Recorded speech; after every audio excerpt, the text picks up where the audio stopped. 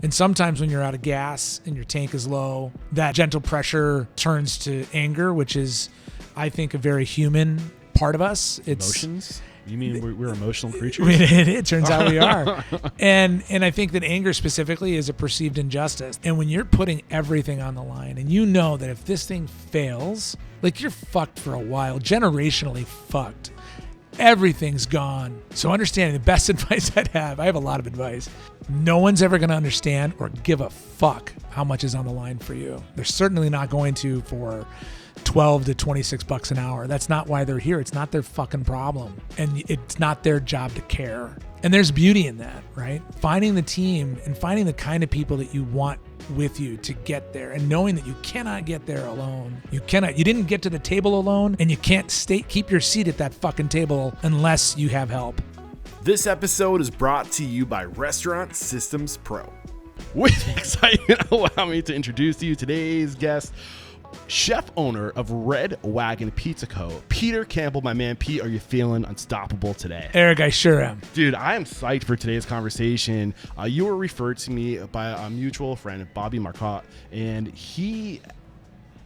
this guy I have a lot of respect for. So if he's referring you to me, I know it's going to be good. And I actually was able to come in last night and do a little undercover guest experience. Sneaky. And I did a little research, and I have so many questions for you, man. And I have a feeling this is going to be really good, even in the 30 minutes we've been talking before we hit record on today's episode. So I cannot wait to dive into it. But before we do, let's get that motivational, inspirational ball rolling with a success quote or a mantra. What do you got for us? You know, you asked that, and I think that I struggle with a bumper sticker version of a mantra. For me, there's so many different things that I talk about a lot here with my team, with my family. I think one of the key tenets to success, in my opinion, is not fearing failure. What does that mean to you?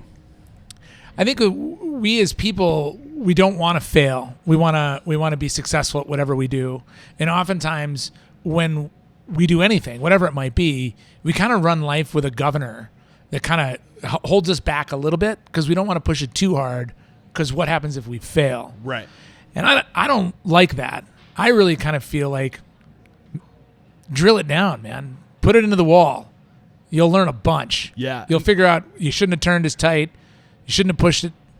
Shouldn't have tried to get too many orders in.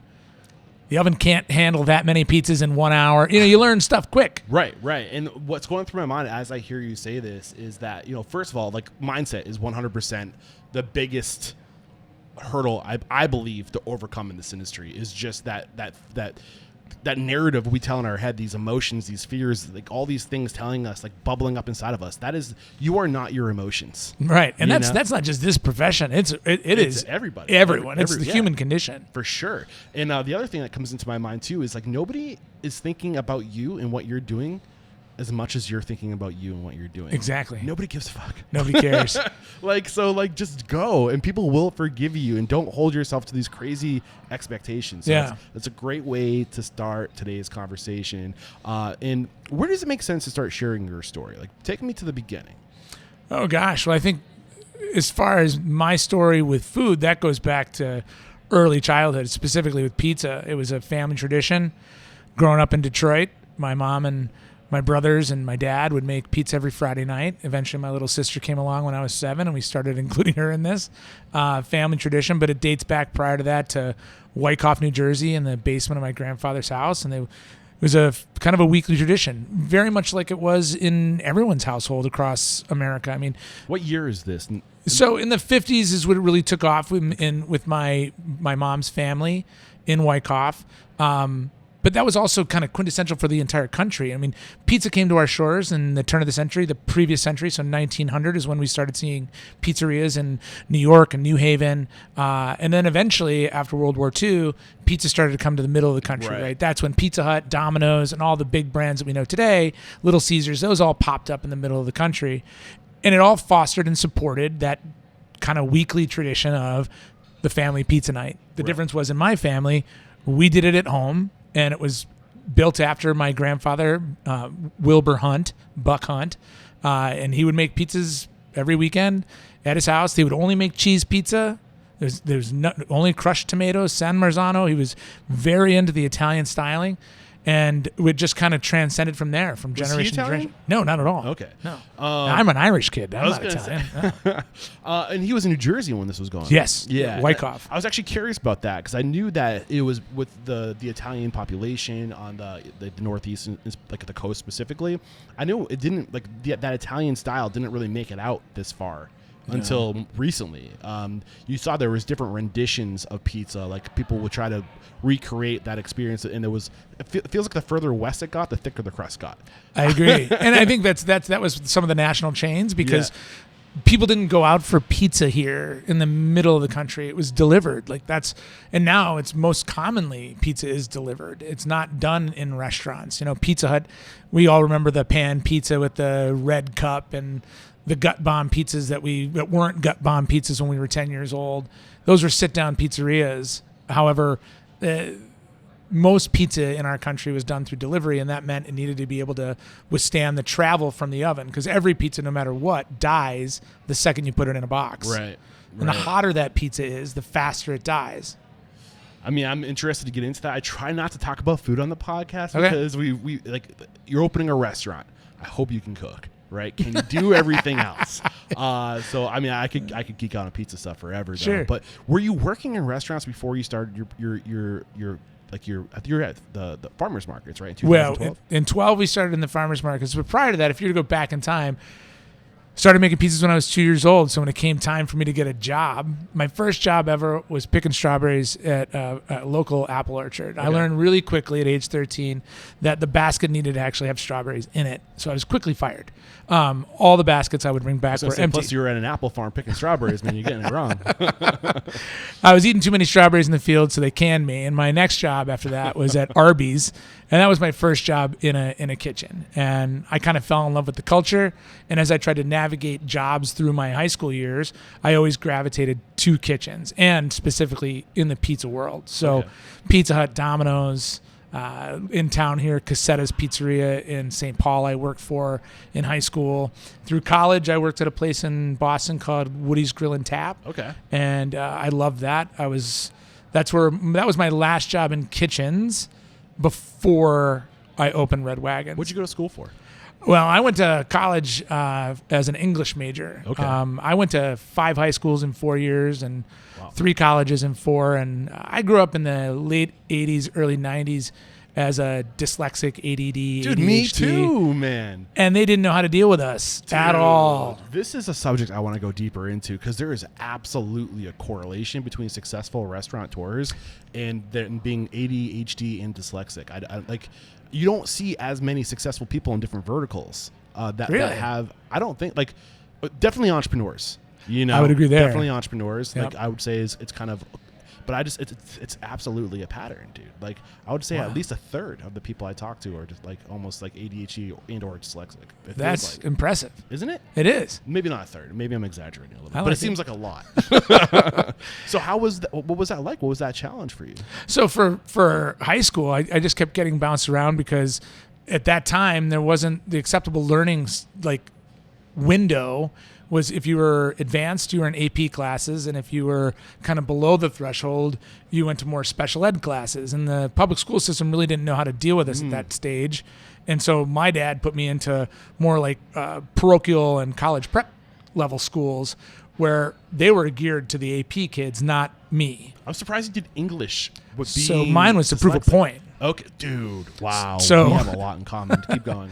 I got kicked out of a lot of high schools, mostly for grades. Okay. And then when I went to college, I got kicked out of a couple schools, and in an effort to hide that, I went onto the World Wide Web on Netscape, and I typed in #1 university in the world for learning disabled students, and I found Curry College in Milton, Massachusetts. Okay. And I called the main number on the splash page, talked to Ken Quigley, the then and I think current president of the school, and I negotiated my way into having an interview halfway through the school year, and went down excited to tell my dad that I got an interview at the school. I left off the fact that I had just gotten kicked out of another university. Smart. And anyway, so when I finally got into Curry, I felt like I had finally found a school that knew how to work with me and try to learn. And so when I looked at what did I really want to do? I knew what I wanted to do. I wasn't going to learn in school. I wasn't becoming a doctor. I wasn't becoming a lawyer. I knew what I needed was self-confidence. And for me, that was learning the English language. Okay, so this is kind of my follow-up question was, how did it make you feel as a young man when you weren't doing well in school? I don't know. Honestly, I gave up in school 3rd grade. I knew I wasn't going to be successful in school, and I wouldn't find acceptance and inclusion with my community and peers through education, through being a smart guy. Yeah. I knew I could entertain people and I could make people laugh. So I became the class clown in 3rd grade. And I just ran with it. Yeah. And it wasn't until, the first or second years into my college level years, my early 20s, late teens, that it really dawned on me that the future was in front of me and I was ill-equipped for it because I had no confidence. I hadn't ever achieved anything I was proud of. Right. And so when I had the opportunity to go to this school in Milton, Mass, I just said, hey, the heck with it. I'm going to go for something I was kicked out of school, and one of the teachers told me that I was excused from learning Spanish because I was too stupid to learn English. How could they expect me after one semester, dude? Yeah. So I don't totally get it. To me, my education at that point in my life was. How did that make you feel when she said that to you? Oh, horrible! Are you kidding me? It was awful. My relationship with education is garbage, but that's also why I love teaching people. I love to educate people because I try to figure out how do they learn. And it's easy because food is specifically it's easy to learn with your hands and talking. Right. There's not a lot of writing stuff down and taking tests and when I teach people in my craft. At any rate, so I went to Curry. I graduated as an English major, and all through college I was working at Woody's Grill and Tap in Boston, which is a dynamite pizzeria. In the kitchen? In the kitchen, and as a server and as a bartender. I was kind of all over the place. Before we get into Woody's, I just want to kind of bring something to the surface because, again, man, I really resonate with your story. Especially when you said I went into to English to prove something. And we're here to tell your story, but I just want to share my element of that. So also dyslexic, colorblind, ADHD. I became a commercial pilot. My God. And I was a commercial pilot until I was 27 years old. And I resigned. But to your point, I did it to prove something. To who? And this isn't a dig on my dad, but to my dad, because he told me that I shouldn't go to college. And it wasn't because he didn't think I couldn't do it. It was because he knew that I was different in the sense that I'm not necessarily quote unquote college material, in the sense of there's other avenues for you. Go learn a trade. Go into the military. Hindsight being 2020, and he loves it when I say this. He was right. He loves it when I say this. He was so right. But and I think that there's also something to be said about people who gravitate to this industry. I've noticed that there's a correlation between dyslexia and social and emotional intelligence. And I think that there's so many different forms of intelligence, and we're just starting to dive into the spectrum of intelligence that is. And I don't think we really acknowledge social and emotional. You said you were the class clown. You knew how to make people laugh. You knew social, and I think that the brain is so, we give up some things to gain other things. And I think that's one thing that's going on in the mind of a dyslexic person is we're not strong in those areas, but we tend to be really strong in those other places. What's going through your mind as I'm saying this? Also, no, I'm agree. Yeah. What was the last thing you said? Creativity. Yeah, I think it's resonating what you're saying because I think you're right. I can read a room. I can't read a book real well. Right. Audiobooks are saving grace. Yeah, man. they are. They're the best. They're so great. Yeah. Podcasts are awesome. Sorry. Right. Shameless plug. But yeah, I guess you nailed it. I think that we think differently and we operate differently. Well, I just wanted to prove a point. If you are listening to this, there's a good chance maybe a quarter of my listeners are dyslexic. You're not stupid. No. You're just different. And lean into your strengths and know that if people like you, if people gravitate towards you, that's a fucking superpower, man. Yeah. You can shift the world. You're an influencer. Yeah, and it starts with you believing in you. Yeah. And that's what I think is the key. Yeah, for sure. So pick up your train of thought. You're at Woody's Grill and Tap in Massachusetts, in Boston. Man, that was a ball. I loved it there. And this place is such an influence on what we did there. I mean, it was a beer and wine pizza joint, and it was just, I loved it there. In fact, I think we hire a lot of young people here, in their high school, first job, bussing tables, server support, things like that.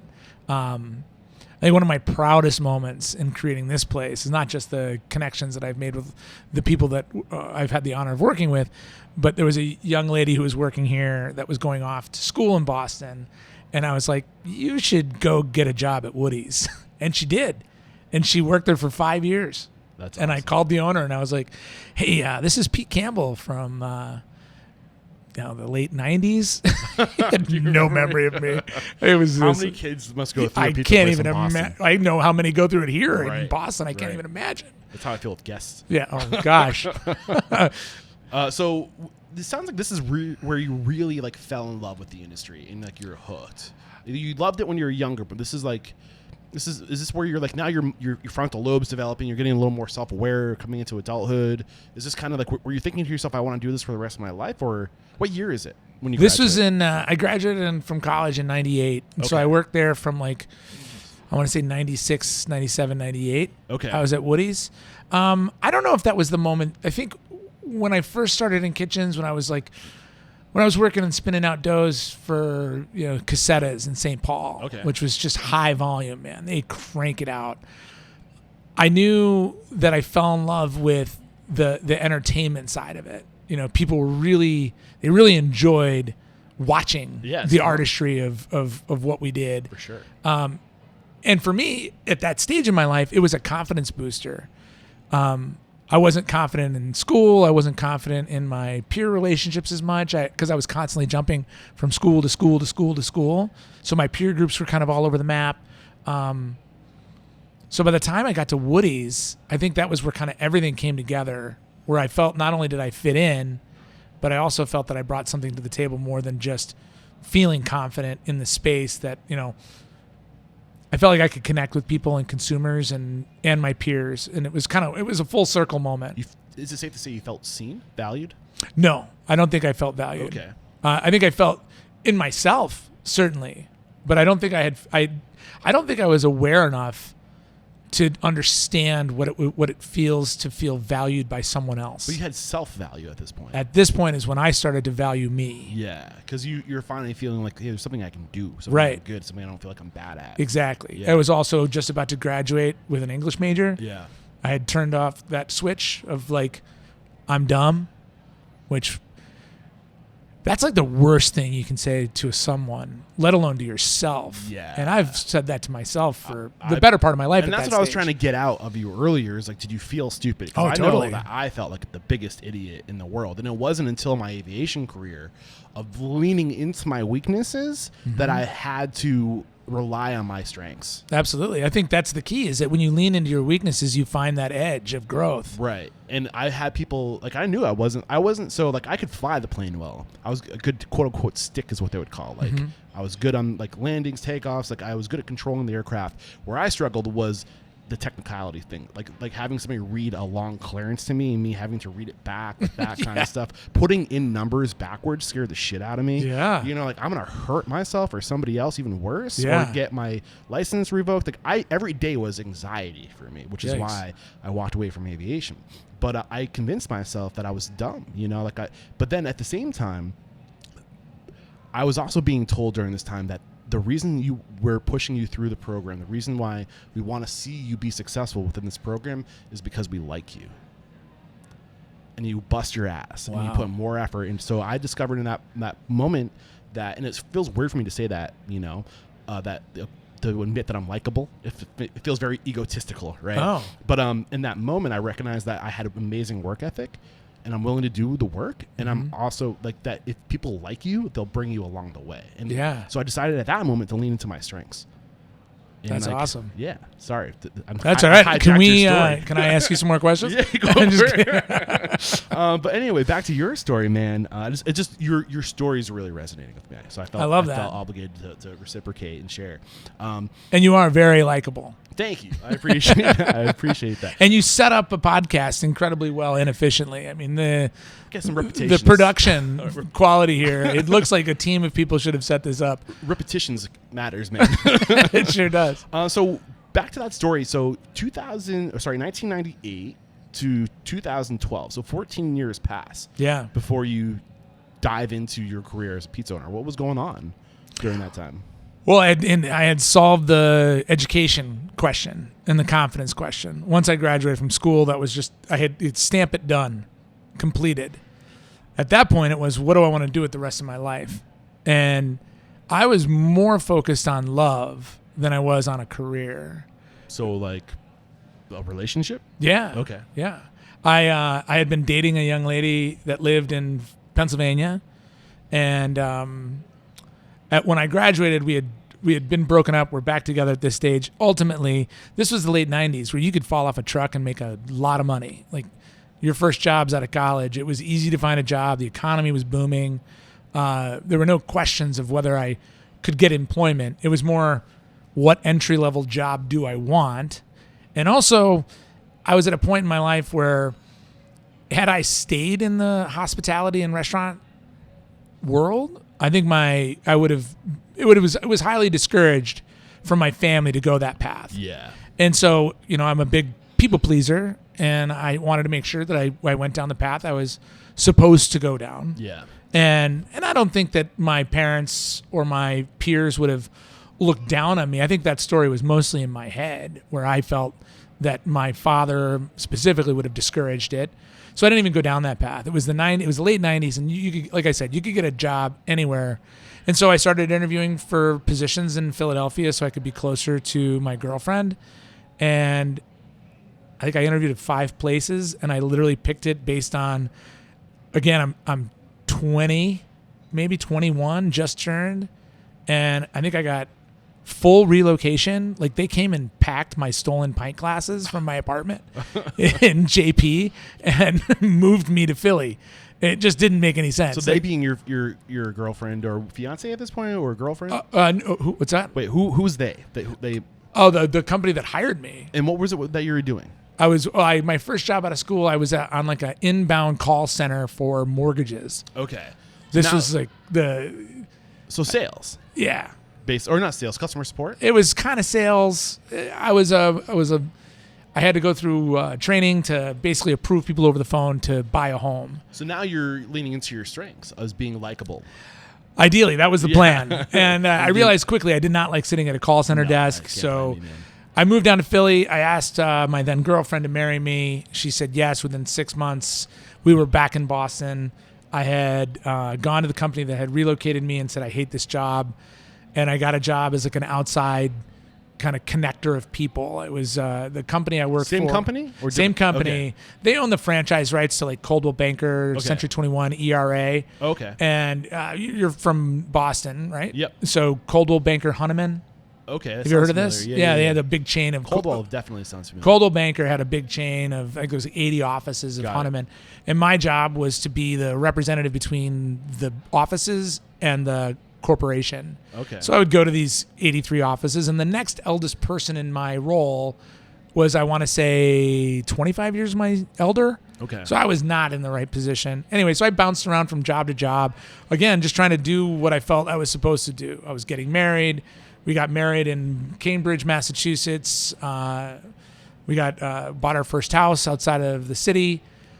And my wife was at Harvard doing DNA genetics research, and life was pretty great. So you married a nerd. I married a nerd, totally. Good call. I married so far above my weight class, so I'm so surprised she's still with me. But anyways, It's good balance. So she's pretty terrific, and life's going well. We get married, we buy the house, we do all the things you're supposed to do. 2003, we get a kind of a bug in our ear about not really wanting to like lay roots in the East Coast. Why's that? We didn't have a lot of family around us out there. We were kind of on an island. Cost of living too. Cost of living super high. We got married in 2000, and we tried to look for a house to buy for 2 years, and it went from like downtown Boston to eventually, Natick, Framingham, Sudbury, and eventually those are bought multi-million-dollar houses now. Right, they were then, and we eventually found a place in like Shrewsbury, Mass, which is just outside of Worcester, which is an hour and a half each way commute for Jackie. On Route 90 too. Awful. So we the spent Mass 17 months there, and we basically were like, where do we want to go? So we had family in Jersey, we had family in different spots around the United States. I had gone to high school here in Minnesota. So my brothers were here, and by 2004, February of 2004, we moved back. Okay. And at that stage in my career, I had bopped around, and I was acquiring real estate for wireless companies. That's what I did. It was called site acquisition. So they would give me a global position, a lat long, and like AT&T, Verizon Wireless, and then I would give them a building permit to construct. Okay. I'd have to figure out who owns the land. Is it leased the right way? Is it leasable? I would lease it. Is it zonable? I would go through and get it zoned. It was meeting with... I mean, still, all these things you're describing sound like a horrible life for somebody with your strengths. Really? No, because you seem like the social emotional, right? Like as far as like the work you're doing, like it sounds like you haven't found, you weren't doing the work that you were meant to do at this point. Is that what you? I would agree with that. Okay, However, at that's what I that meant. time, I was on the road. It was a lot of windshield time. I was out talking to farmers, talking to Okay. building owners. I would go out and I'd say, hey, all right, you guys grow alfalfa here, and I want to take up a 100-foot by 100-foot piece of land, and I'm going to pay you $1,000, $2,000 a month for the next Okay. 30 years. Who wants the deal? So I see your strengths shining through in that. For Right. Sure. So I work with the community. Then I'd have to go and present the whole package to the county board or the city council, the planning commission, neighborhood meetings. And then it would run all of these systems all the way through to the point where relationships. it was all relationships, Yep. a lot of windshield time. Yeah. And I was really good at it. We were building at that time, the company I was with, about 700 cell sites a year literally from Maine to Montana. Okay. And I was licensed as a real estate professional in 9 So I read states. that wrong. I read that wrong for sure. Well, no, while I was on the road, it was great. Yeah. And then I started having kids. So 2005 hits, and my daughter's born. And that's where a bunch of things switched in my life. I didn't want to be on the road anymore.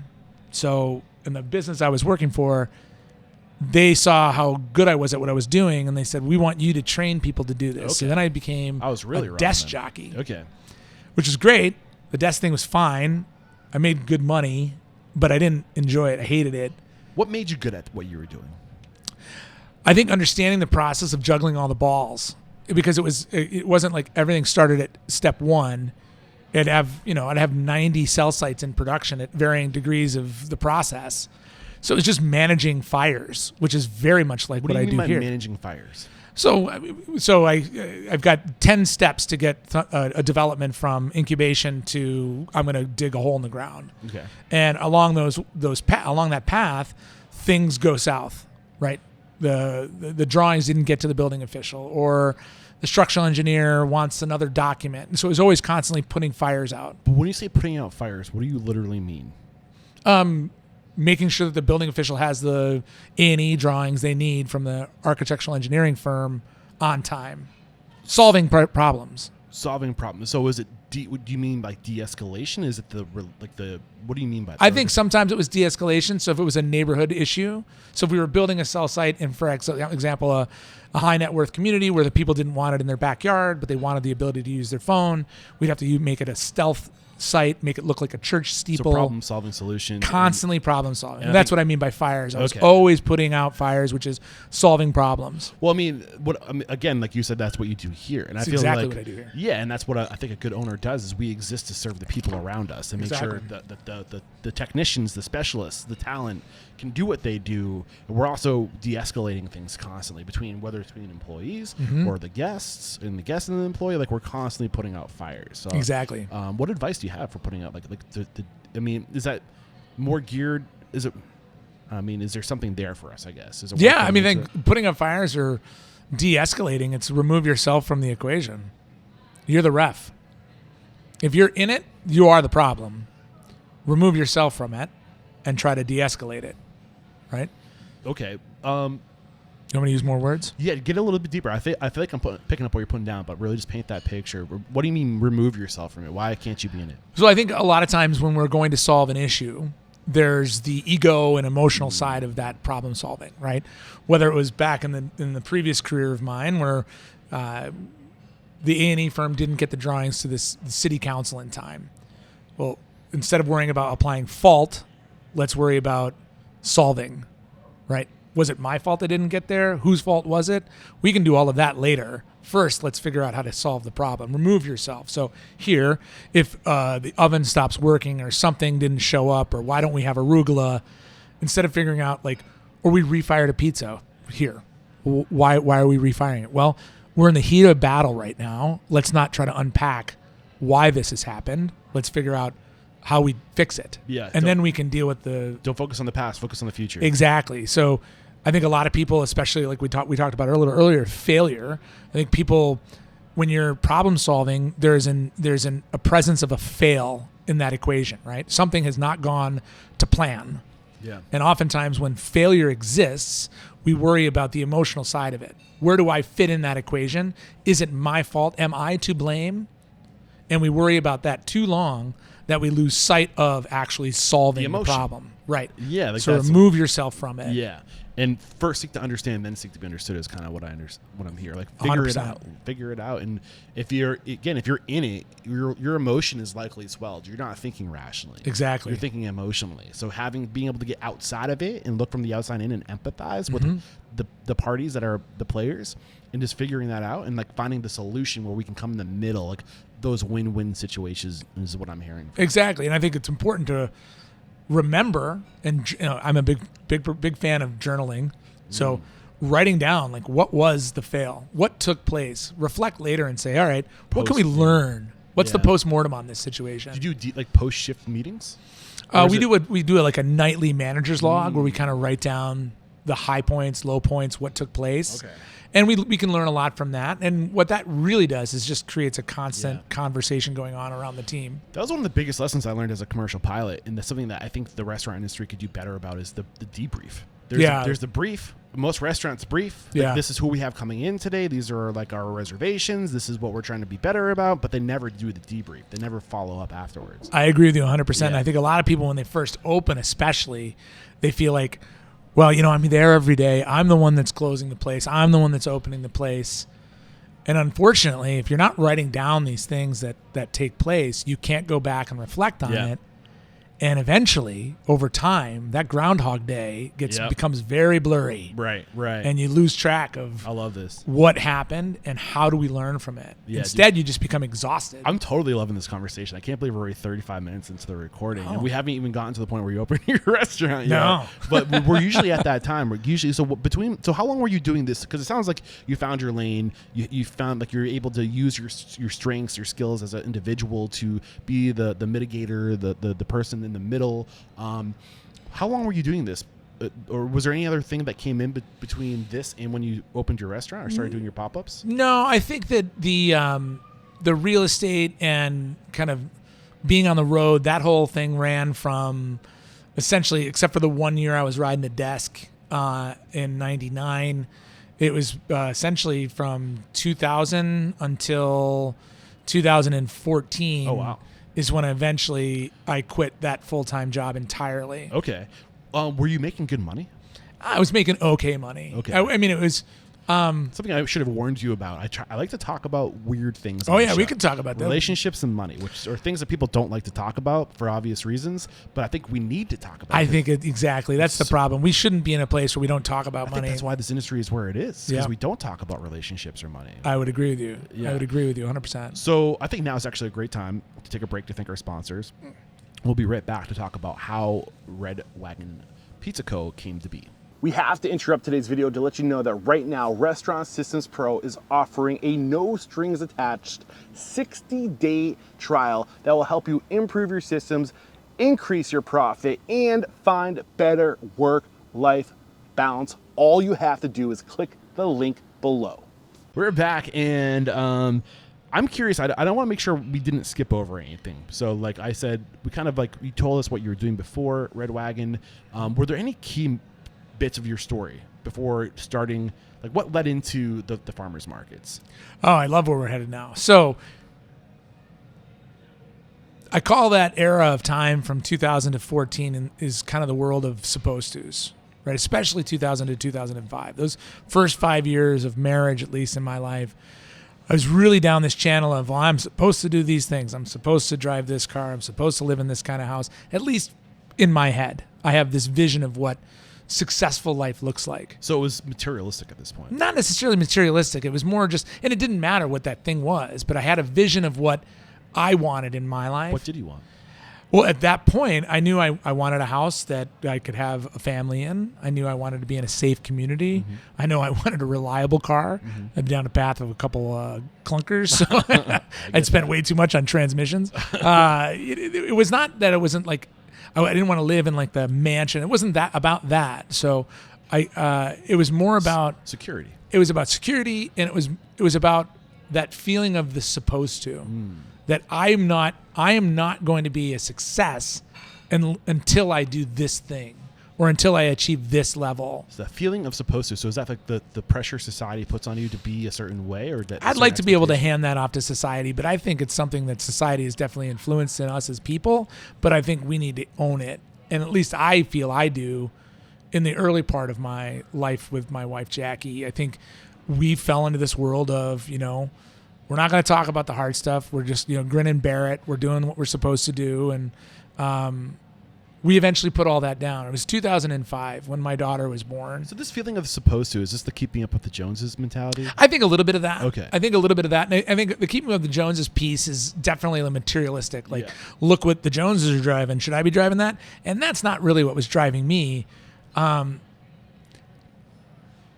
grew up I was born in the 70s. I grew up in the 80s and 90s. And, I didn't really talk about like the money part of life with my parents and my family. It was just, you're supposed to go to school and then you're supposed to go out and get a job. Yes, these are the things that I was thinking. You're supposed to have a house. You're supposed to get married. You're supposed to have kids. Yep. And however, checking the boxes. I'm checking the boxes. Yeah. And I wasn't present in my life at that time the way I wanted to be. And in 2005, like I said, when Olivia was born, it was right around the time that the federal government was tickling the idea of calling pizza a vegetable to keep it on the public school menu because of the level of tomato paste in the pizza. I mean, it's ground from vegetables, I guess. It starts as all vegetables. Right, but we can agree that pizza is a 16th century peasant food, right? It's a 16th century peasant food. Isn't it kind of funny how most food today that's considered elevated food was like awful? Like all like all like the charcuteries were just basically the leftovers that like the peasants were like found a way to make it not suck, and then now that's like the elevated food. I think this is kind of funny how that came full circle. Agreed. Yeah. So pizza, 16th century food. Yeah. It's meant to be the replacement for a plate. I mean, in Gaelic times, you didn't offer a ring to a woman to ask them to marry you. You carved a spoon and you presented it to the family, and the intricacies of those carvings are commensurate with today's standards around carat, diamond, or whatever might be important in that equation today. But pizza is a plate. That's it. Implements were luxury. So we took this 16th century peasant food. It had been in our country for 105 years at that point, at 850 calories per slice on average. So you're saying it had been in America for 105 years, since 1900 to 2005. Yeah. 105 years in our country, and we have slowly destroyed it to the point of 850 calories per slice. So that looking at my newborn kid and seeing that equation, it just really stuck in me. And I just felt like, again, I'm making pizzas every Friday night. It's a family tradition that has never stopped. And I just kept feeling like, man, that's not the way pizza should be. That's not the way this cuisine should be. What can we do differently? It's because at the time I was looking at I was getting into the ingredients of it. I was this passion behind what defines this particular type of cuisine, and my passion for it really took hold in 2005. So 2005, 6, 7, I'm testing out, how do we grate cheese? What's the difference between bagged cheese that has the anti-clumping agents? And I don't want to like single out the Midwest, but are you talking about the pizza that was out here? Because I know that the pizza that was out west was a different, like, think of like Chicago deep dish pizza. Is that what you're talking about? Like, it became this thing where it was how many calories per slice? 850 calories per slice. So I'm thinking of like a deep dish pizza. No, I'm talking about like Domino's cheese and pepperoni. Oh, okay. I'm talking about pizza, all of it. Okay. On average, I'm not talking about deep dish casserole. I wasn't sure exactly what because you were out west, and I was like, because I know the pizza was out here was probably, and I didn't grow up in Minneapolis. You keep saying out west. Where is that here? in your Midwest. mind? I'm from Midwest. New Hampshire, bro. Okay, we're in the middle, brother. We're in the middle. Well, yeah. We're like St. Paul and West- Minneapolis. right. Here's my view on it. Relativity St. Paul is beautiful. St. Paul is the last city of the East Coast, and Okay. Minneapolis is the first city of the West Coast. Oh, wow. That's how I look at it. Wow. And I Isn't think relativity beautiful? it is. So we out west. I'm like, where are we fucking going, man? Excuse me, sir.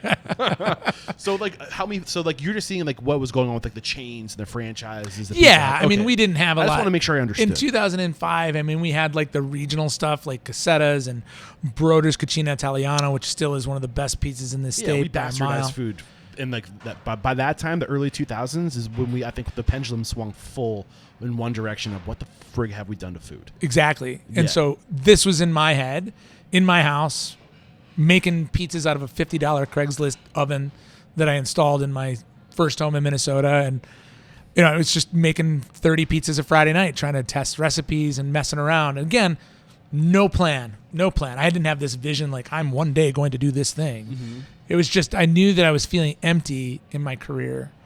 And I loved that moment. Every weekend, that moment. And it took a long time for me to figure out what it was and why. No plan, but a vision. No, I don't know if I even had a vision, honestly. But you knew you wanted to open a pizza place? Is that what I'm hearing? But you didn't have a plan No, to do I it. didn't know that. So you were just kind of like trying to reconnect with pizza. I was trying to connect with people, and pizza was my vessel. Okay. So I was in pursuit. Here's the punchline. I am in and continue to be in pursuit of a deeper, more meaningful connection with the people in my life and in my community. I achieved that through hospitality and cuisine. And that's what we were talking about before, Mm-hmm. is that you felt like you were going through the motions, you're checking the boxes, Yeah. but you were unfulfilled. And then Way unfulfilled. And you needed to find a way to be whole again, and that, for you, that vehicle was pizza. Exactly, because I believe all of us do the thing we do for that thing, the deeper, more meaningful connection. And I think that you do your podcast for the last decade, living out of your car, traveling the country, toiling over this craft of making a connection between the people like myself that toil over our craft. It's all for the same reason. We want that 100%. deeper connection with people. Yeah, I have theories on that, but I'll let you keep going. Or So do you want to hear my theory? I do, of course, want to hear your theory. I mean, Maslow's hierarchy of needs, right? Below, so, and my listeners are like, oh, here he goes again. But like, basically, the third tier up from the bottom, physiological security, be above that, and then being seen and being valued. I think we, as human beings, have it baked into our DNA to be seen and to be valued and to contribute something to the tribe. Because if we don't add value to the tribe kicks us out. Yeah. And I'm talking now going back 10,000 beyond years ago. But we spent hundreds of thousands of years evolving to be of value to others because we literally needed others. And we Right. needed to fill that a void in the community so that we could be so we could keep our spot, so people could see us and want us. It sounds not very sexy or like soulful, but I No. think there's a lot of like, evolutionary biology that's tied to this emotion, this feeling that you had to be seen and to like be valued. What are your thoughts on that? I agree with you 100%. I think that we all pursue that. We Yeah. all want to be seen. We all want to be valued. Some of us are more comfortable at owning that statement publicly than others. I don't think it matters if you publicly announce it or not. I think if you feel it and you can figure out a way to fill that void, that you should. And I think that personally, the best path for anyone is to lean into what they're passionate about. And that's what took me a little while to get the courage behind. So I knew I was in pursuit of something more meaningful in my life than making the owners of the company I work for more wealthy. And that destroyed me. Every day I went to work and I knew that I had a lot of firepower. Got it. How did this manifest?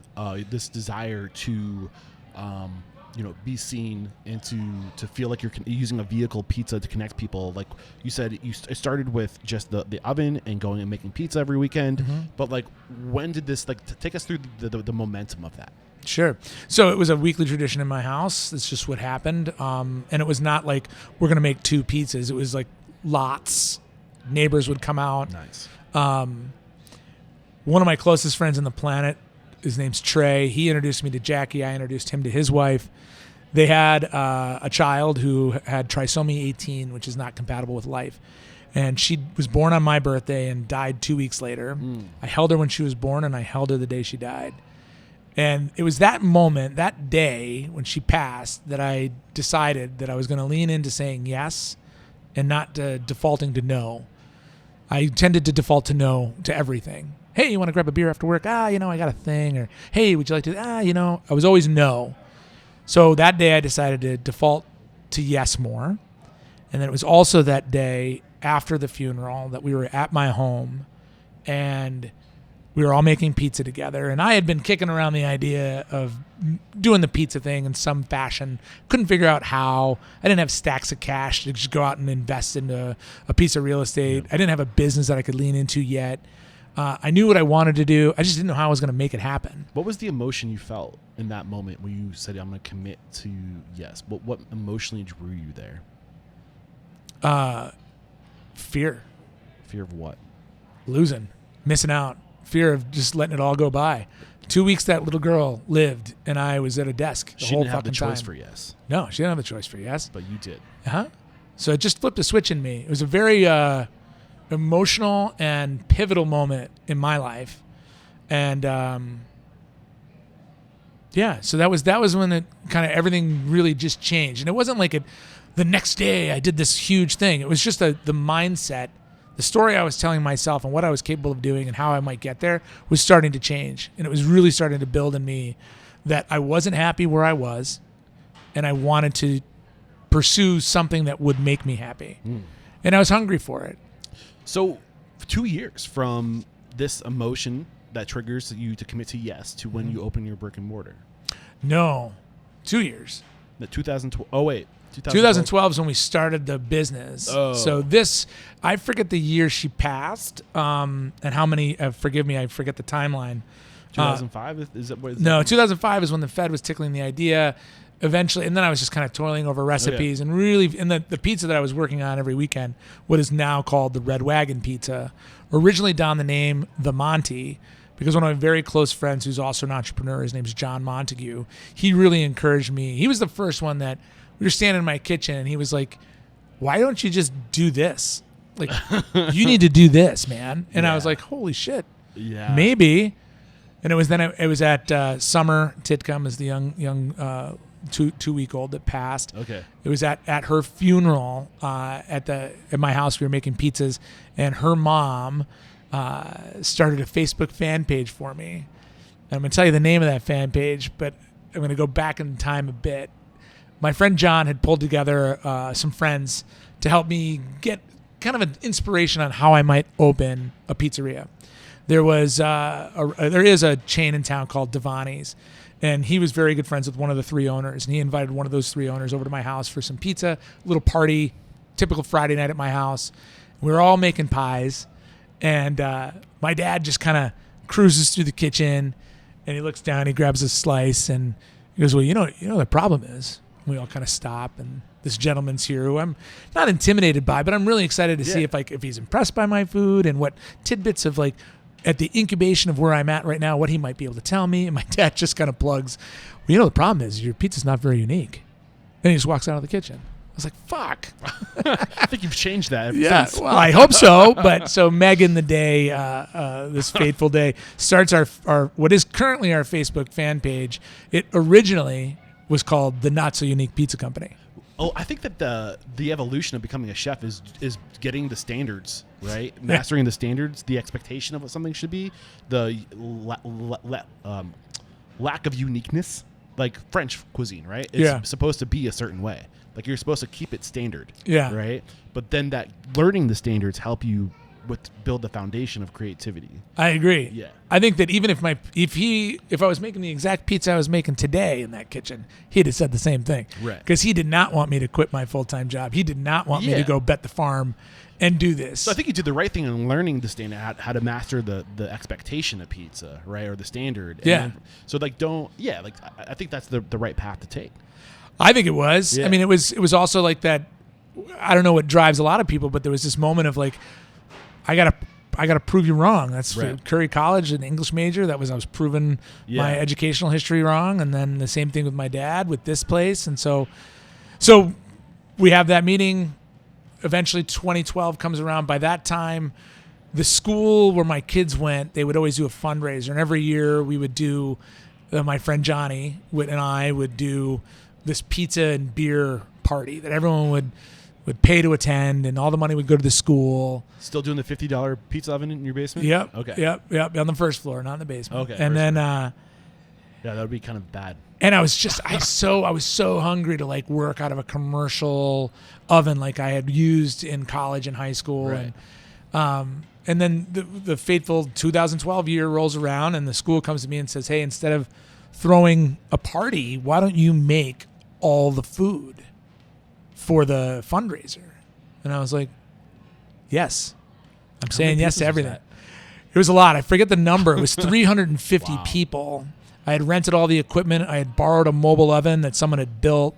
I built a kitchen in a stairwell of a church in the middle of February in Minnesota. And it was probably the most fun I had had in a real long time. Nice. And that's when I said, we had already named it. So I knew if I was going to make these pizzas for the school, I had to name this thing. Not knowing where I was going. Yeah. And I just needed to get a name for it. Is this before or after the Facebook group? This is after the Facebook group. Okay, so the Facebook group had come out. Or was Average Pizza? What was the... Not So Unique Pizza Company. That's right. So then I said yes to this school in late January, and then by the middle of February, we had a logo and had launched. We had established the business at the Secretary of State. Did we lock down the year yet? This is 12. 12. Okay. 12. This is the birth year of Red Wagon. That Got February. February 1 of 2012 is when we filed the documents for Red Wagon Pizza. Why pivot to Red Wagon? As far as a name? Yeah. Away from Not So Unique Pizza. Well, because one, I think saying that your food's not very good or not unique is probably not the best way to get people to buy your stuff. I can behind that. It's a unique to your story. But I mean, you still got to... Not very, like, enticing. Right. It's like pretty good milkshakes. Like, nobody wants a fucking milkshake that's pretty good. You want the great one, right? Yeah. So, anyway, I sat down with my friend Johnny, and I had a hard time naming it because... To me, pizza is not my story. It's in my family. It dates back. There's a bunch of pictures on the wall behind me. This is the generations of my family that have been I love that you did that. involved with pizza. It's not my pop-op who started it. It's not my dad and my mom who continued it. And it's not me, and it's not my kids. And I don't identify with any regionality with my food. Pizza is very opinionated. East Coast, West Coast, Quad City, Deep Dish, Chicago, Thin Crust Tavern, Chicago, Neo Detroit, all this shit. What is the best pizza? Yeah, the one I know how to make. Yeah, the one that you love. It's Right. relative. It's Exactly. Love is in the eye of the beholder, man. Exactly. Yeah. So my name, I wanted to transcend generations, and I make a modern American style pizza. So I wanted a modern American iconic image that transcended generations, and to me that was the Red Wagon. Got it. So thus Red Wagon Pizza was born. My brother drew the logo for me. For that, I think he got like 0.01% of the business. So it's probably a really expensive logo at this point. Yeah. I'd like to think it is. So we put the boat in the water that February. We did the event. It crushed. And then about 2 weeks later, the local farmers market was just having its inaugural year at the Ace Hardware parking lot.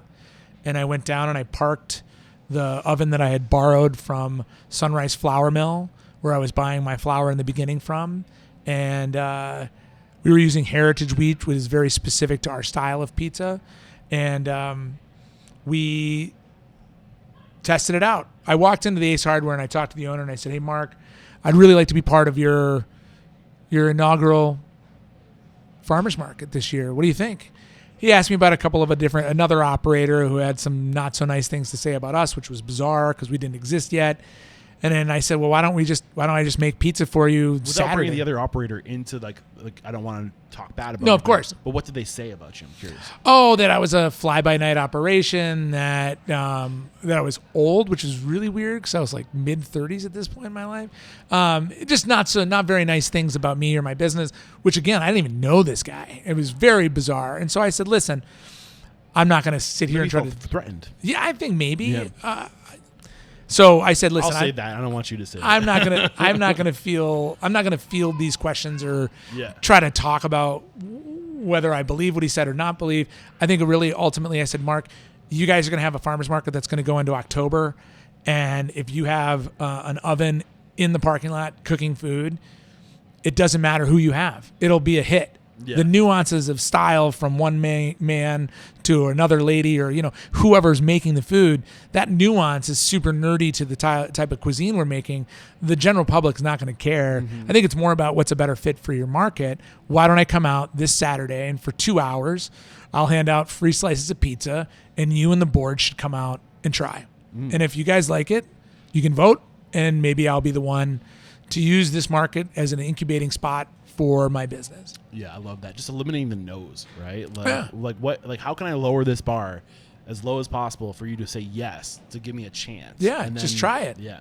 Just try my food. And if it's not a fit, I won't do it.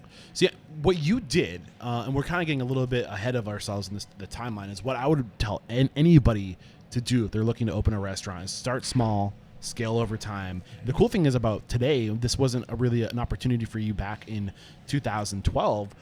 You can start with pop-ups now. You can create a brand digitally before ever, and you have a way to you have a way to scale that and collect emails, phone numbers, and bring your community with you wherever you go.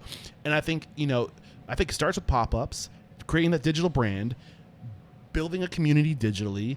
And then that goes into a cloud-based kitchen, right, where you don't need a brick and mortar, but you can share like a communal space where you're just doing delivery, and that eventually rolls into a brick and mortar. 100%. So it's kind of what you did, but you eliminated the pop-up. Well, I mean, I guess you could call a farmer's market a pop-up, right?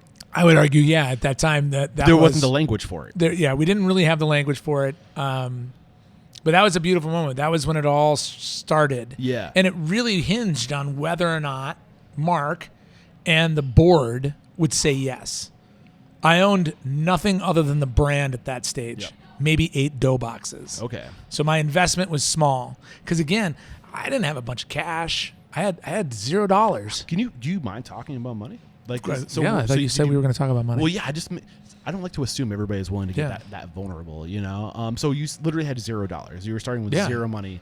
So I had trouble making, How much did it cost you to get started? Because you had a trailer, right? I did. So that Saturday obviously went well. Not obviously. The story goes is that they said yes at that pop-up at the farmer's market test. And at that point, I knew in order to get the boat in the water, I'd have to get licensed with the city to operate at the farmer's market. So I would need some things, right? I needed an oven that was NSF approved or UL listed. I needed the equipment to use that oven and produce food. And I also needed somewhere to do it. I needed a licensed kitchen that I could hang my license in. It's commissary, commonly known as. Yeah. I also needed a place to store my equipment as well. And so all of those questions were just kind of out there, and I was trying to navigate how to answer them. This is the detail I'm looking for, so I love this. So the number, you asked the number. It was about $30,000 I had to come up with in order to do all of this. And 25 of it was like a refrigerator and an oven. The rest, small wares, things like that. So with inflation, we're looking at about $50,000 today. Probably 50. Yeah. That's a low bar to get over. I would agree. There's friends and family. If there's a will, there's a way to get the $50,000. Even Yep. if it's a loan at that point. I would agree. As long as your credit's not complete garbage and you don't have too much debt. Exactly. Yeah. So, you create this checklist of things you need. That you're taking away the no's again because we're focused on yes. Exactly. Yeah, and that's what happens when you say yes. Doors open. You just figure it out. There's nothing stopping you. Nope. That's literally one of the biggest tricks of becoming unstoppable. Is just saying how. Exactly. How? Yes. How? Yeah. And not how stop. How walk. And then run. Yeah. I love that. You don't say how and watch. So $30,000 gets you to the point where you can do these pop-ups every Saturday? I was doing them every Sunday morning at 9 a.m. to 1. Okay. Which is an interesting time to try to sell pizza, by the way. What was the biggest? Why is it interesting? Well, I don't know. When you're craving pizza, do you go at 9 a.m.? As I asked that question, I was like, "That was a stupid question." It was one thing if I was starting a bagel business and fucking nail it. Literally, as the last syllable came out of my mouth, I was like, "Oh, I'm an idiot." That's totally obvious. So what was the evolution? How did that build momentum from 2012 to 2014? What were the evolutionary phases? Actually, before you get into that, I kind of want to give the listeners a big picture so they know where we're going. So today. You have a brick and mortar. It went from pop-up to brick and mortar, one unit location, small 50 seats in, 50 out. How many square feet in the first like? The first iteration had about 1,900 square feet, of which 900 was the dining room. Okay, and then you blew out a wall. The initial location, we took walls down to create it, that 1,900 square feet. Okay. And then in the last 12 months, we took over a neighboring restaurant that sadly closed, and now we have doubled our seating and our patio seating. So we went from 50 in, 50 out to 100 in and 100 out. Wow. And the significance of that, I think, again, from the restaurant side, we all know that every chair has a value. You want to add dollars to your P&L, add a chair. Right. Throughput. And the cool thing about today, the world we live in, is throughput is literally as much food as you can cook, because if their demand with takeout and delivery, there's like infinite. And I think pizza, that's one of the things that's great about. It's about how much pizza can I cook, literally. Exactly. Becomes your bottleneck. Exactly. Yeah. Beyond that, I also want to point out that you do live events, you do catering. So these are other channels of revenue. And I really want to dive into the live events, because I think that understanding that we are an experience-based, we are in the experience economy, and knowing your value and getting creative about the different types of experiences you can create that are out of the standard for restaurants. I think you're doing a really great job at that. So thank you. Anything I'm missing as far as the big picture of where you are? No, today? I think that you nailed the big picture. It's dead on. So this is where we're going. And Yeah, if you're this is where we're going. This is where we're headed. We're going to get to this big picture of how you're running today. But back to, also, you've been featured on the Food Network. Yep. You're a repeat player with Diners, Dives, and DDD. Diners, Drive-Ins, and Dives. I've been on that twice. Yeah. Guys Grocery Games. I've done a number of tournaments. That's where Bobby and I connected back in 2016. So expanding the brand, really, like brand recognition and all these different things that you're able to do with that. So I think we've been very fortunate with that, because that's something you can't really pursue. You can't like make a call. You get there by putting out authentic product and being you and being authentic. Yeah. So, I mean, and also your business grows beyond the brick and mortar. Like, you have to think about digital presence. Like, how can my brand grow beyond my community? So when people come to Minneapolis, they have their DDD checklist. They're trying to hit all the greatest. You know? So, okay. So back to the first 2 years, 2012, 2014. What was that evolution? What were the micro points of growth? So I think in that first 30 to 60 days, so I get approved by the market board. I then have to figure out, all right, well, what am I doing here? Like, I've worked in restaurants. I've been the dishwasher, the fry cook. I've been on the pizza line. Like, I know how to do those things, but I have not operated. I've managed teams at Woody's, but I didn't operate a restaurant. What was the biggest struggle? Learning, honestly, just learning it all as fast as I possibly could. So I was very fortunate, though. One of the board chairs of the farmers market is a gentleman in town. He's like the godfather of cooking. His name's Stephen Brown. He owns a restaurant in town called Tilly, another one called St. Genevieve. He was the board chair at the time. At that time, also, my kids went to school around the corner from his restaurant, and we would go there with a fairly significant regularity. He knew who I was. He had no idea about the pizza side of me.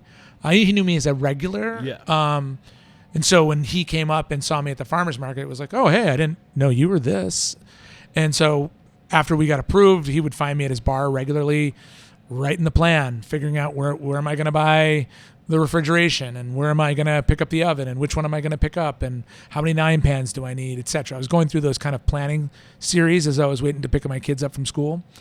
And he would kind of swing by, because he's operating a restaurant. I know all too well now what that's like now.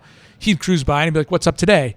And I'd ask about refrigeration. I'd be like, I don't understand. Like, this thing's $7,000 and this one's $700. And he'd be like, never buy used refrigeration. Then he'd dip away. Dude. And so, wow, man, out of the gates, you're getting these lessons. And I think the biggest lesson isn't necessarily what he was telling you. It's the overarching idea of don't be afraid to go to people who are restaurant owners who've spent 10, 20 years doing this. I don't know. We're so afraid of approaching other people with our business and saying, this is what ask for help, get mentorship. And the reality is that people will talk. Yeah. They will. There are a select few out there that kind of feel like, hey, don't look at what I'm doing. You'll steal the thing. Most people aren't like that. Most people they're pretty open book about what you need to do. And Stephen was very instrumental in the beginning, early days of Red Wagon. He allowed me to hang my license in his restaurant. He allowed me a small area of prep in his kitchen, and I would literally drag a wagon from his restaurant to the kids' school, and they allowed me to store food in their big walk-in And to pay that off, basically what I would do is lead the kids' lunch program every day from 11 to 12:45 and help keep the peanut kids that off the peanut table and like all of this. It was a lot of fun back then. And my kids went to the school, so I was able to see them. And all the time I had my full-time job. And so every weekend we would do the farmer's market on Sunday. And we were slowly picking up these catering events where we would do graduation parties. We weren't a food truck because in the state of Minnesota, we couldn't like post up on a street. And if you're going to do some kind of pop up this way and invest in a mobile oven or a mobile barbecue thing or a food truck of any kind, try to understand your code requirements. A lot of people will go out there and they'll spend that money and then they'll try to figure out how that investment will fit into the code for whatever municipality they're in. Right. That's the wrong way to do it. Learn the rules, reverse engineer. Exactly. Yeah. And the best way to do that is figure out who are you trying to emulate, what kind of license do they have, and all of that information is public knowledge if that operator is reluctant to share much with you. So you can go to the state and ask. Go to the city, the state, and say, hey, can I see their permit? Oh, okay. Interesting. Good. And it's all good public advice. knowledge. I mean, Yeah. it's a lot of people will be hesitant to share that. I mean, especially if there's, proprietary information Yeah. in their application, That's great advice. they can't show it, but So usually not. started with Sunday mornings. Yep. Went to catering then I went to the school, doing the school pop-ups. I was called school pop-up, school lunches. No, I wasn't cooking for the school. I was just being an adult in a room. So it was a Catholic school, Okay. and they didn't have anyone to watch the students during lunch. Okay. They needed volunteers, which they had inconsistent access to. Got it. They were giving me room in their walk-in cooler to store my equipment Okay. because Tilia didn't have enough space in their basement. I'd get 17 inches on the counter to use to like grate cheese or slice pepperoni. So I needed somewhere to store my stuff that was also a licensed location. And that's Tilia, the restaurant where this gentleman was Yep. like, oh, and I think that's the other cool thing too. Not only is he giving you knowledge, but he's giving you support with the space. And Absolutely. you can't do it alone. No. Don't go approach people, and if they say no, move on to the next person and develop those relationships. Yeah, I mean, that was 12. It's 24 almost. Yeah. I still can't do it alone. I'm, Right. and- Well, if you want to get to that next tier, if you want to grow, yeah, or like- sustain. I Right. think it's never. I don't think we ever live in a silo. So anyway, we go back at the school at the time. I was simply just paying for my storage by helping the kids not get nut allergy issues Okay. and leading the kids through lunch and getting them out to recess. So it was basically paying rent for my storage in the kitchen. So I was doing the pop-ups on Sundays, and then on from Thursday, Friday, Saturday, I would do catering events, Got it. graduation parties. still working your full-time job. Still working my full-time job and not paying myself anything out of Red Wagon whatsoever. Well, I think at this point, it's also like you're getting paid by the how it's filling your cup. Oh yeah, And I think that's how we have to look at it: is do the thing that you would do if you would never got paid for it, exactly. and then eventually the money will come. Hopefully. Yeah. Hopefully. It's risky. Yeah. But I think you need that, and you need that desire to do the thing because you need the endurance to do the thing. Totally. You can't rely on the money. If you're doing it for the money, you'll burn out. Yeah. So when did the conversation of brick and mortar start to pop up? So 2 years into the mobile stuff, it was at the end of our 13 summer. So we only operated 22 weeks out of the year. Okay. The oven can't be dragged around on snowy roads and icy Right. roads. I'm sure it's just dangerous. when it's like negative 10 degrees out, it's probably hard to get. No going. one wants to cook outside. It's so hard to stretch dough out there when it's Yeah. cold. Oh my gosh. It's I the bet. worst. Yeah. So we would put it away for the winter. And so in the winter, so the end, it was like the fall of 13, I started doing kind of the post-mortem on the season. And I realized on average we had turned away 6 events for every one we booked that year. And so I felt like, gosh, it sure feels like we've got something here. So it kind of had an option. What do we do? Do I buy 6 more ovens and only operate 6 months out of the year? Or do I find a 50-seat restaurant, second gen, and try to build that out? So it was scale the pop-up by buying more ovens so you could take on more opportunity. Right. But then you can't be at all those different things. So Can't you be have at to- all. And so I got to you- staff them. Right. Or you bring the people to you and do more volume through one location. was Right. your options. So basically what I did was armchair quarterback. We basically looked at it and said, all right, so if I did this much this season with one oven, times that by 6. Now, if I did a brick and mortar with 50 seats at a check average per chair of $30 a night, and I'm open 360 nights of the year, what's that number compared to Yeah. the 6 ovens? And you already have your foundation because you had 2 years of making relationships. And also I have data. Yeah. I've got 2 years to say, this is who buys my product. Mm-hmm. I know this about my business. So what I did was I spent the month of March writing a business plan. I should also mention recipe development, which you were doing for your whole life. Constantly ongoing with recipe development. But now you're figuring out how to be not uncommon or not so unique. I was trying to be unique. I honestly, I think that my pizza was unique even then, but my dad was really reluctant to give me that kind of positive feedback because he did not want me to go down this path. Which was interesting enough because I did find capital, that 30 grand. I found an outside investor to back me. A friend of mine was like, hey, I'm in. And the second my dad heard that, he's like, nope, we'll fund it within the family. So my dad became my primary he's investor doing this at that stage. He's like, I couldn't just, it's going to happen. I might as well support him. That's where the table switched with him. But I want to go back to data because you said that you also had the data. You're talking like the physical, actually seeing who your consumer is and having an idea of who your target market is. 100%. But are you also collecting emails at this point? I'm not. Okay. Do you wish you did? I'm not a fan of statements like that. Oh, okay. Sorry. No, don't be sorry. I don't, you know what I mean? I'm not a guy that holds on to. Do you think it's good advice to collect I think it's good advice to collect emails if you can get them without it being weird. Right. You know, like, if your goal is to just get emails, like that, be authentic about it. If you think that your email list is going to help you, well, also, what are you going to tell people? I will say in the world of marketing, I think direct mail marketing is the most genuine, direct, heavy, outside from face-to-face type of marketing there is. It's your list of relationships. But you need a way to communicate to your people, and I think your inbox is probably the most, You're not wrong. Like, that's the most intimate place. Beyond that was not on my list at that stage. Yeah, so like if you're listening to this, I'm just adding on to your amazing advice. advice. I would say definitely collect that information if you can organically. Trade something for it. Give a free slice for a piece of pizza for an email. Like, don't just ask, but like barter, trade off. Yeah. Like, you have value and ask for contact information. People will give it to you. I think they will. Yeah. Yeah. So you're getting this data as far as understanding who your target market is, which is largely anecdotal at this stage. I mean, the first 2 years, I didn't have a lot of exacting data. I knew where I popped up. I knew where my customers were. I knew what they likely read due to their geography, due to their zip code. I understood where I wanted to be.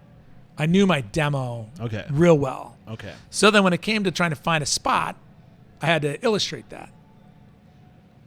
I had to point it out. I had to say, all right, I'm going to go at this address. So we looked at this spot, 5416 Penn Avenue South, and I figured out, with a lot of assistance of friends and peers, I found a way to determine how many homes are within 1 mile of this property.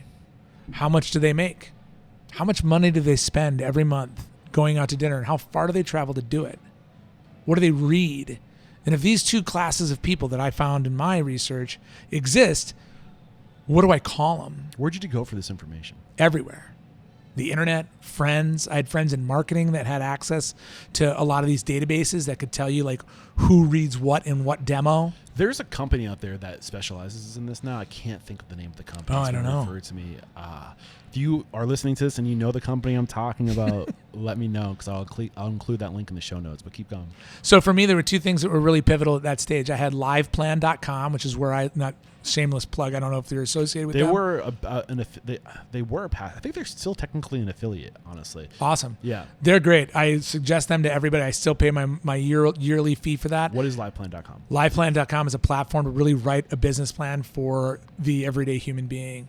If you sat down with a pad of paper and said, I'm going to write a business plan, I mean, I was fucking lost. Yeah. I didn't know what to do. Mm-hmm. So this thing kind of walked you through like step 1, step 2, step 3. It's like a guide wire through the obstacles. Exactly. And so I sat down for the whole month of March in 2013 and wrote the plan.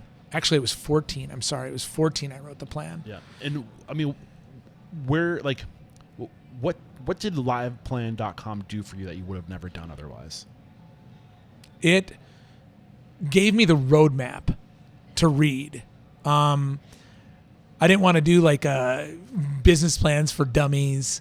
You know, I wanted to have a format and a platform that I could create my plan. Yeah. Right? I think owner.com or restaurantowner.com for a while had a special plan. I've not been to that site before. Restaurantowner.com. Yeah, they have templates like business plan templates that are similar, but it's not service as a software like LivePlan is, where it's like a web browser that brings you along. Correct me if I'm wrong. Isn't it like a web browser? It is in the web. Yeah, like step by step. It's cloud based. It's a step by step. So it says, who are you? Yeah. Why are you different? Right. You can pull in different parts of the plan itself if you want to talk about or dive deeper in certain things. There's like it's pretty user friendly. I'd never written a business plan before in my life, and I sat down for 30 days and drafted a 67-page document that told you that within 1 mile of Red Wagon Pizza, there are 8,275 households. They make X amount of dollars a year, and they spend $1.5 million a month going out to dinner, and they don't travel more than a mile to do it. So there was a page on liveplan.com that asks you what's your demographic. Well, there was a page that said, who's your guest? Who's your customer? Yeah. Who are you? What makes you different? So is that what sparked this research to find out more about your demographic?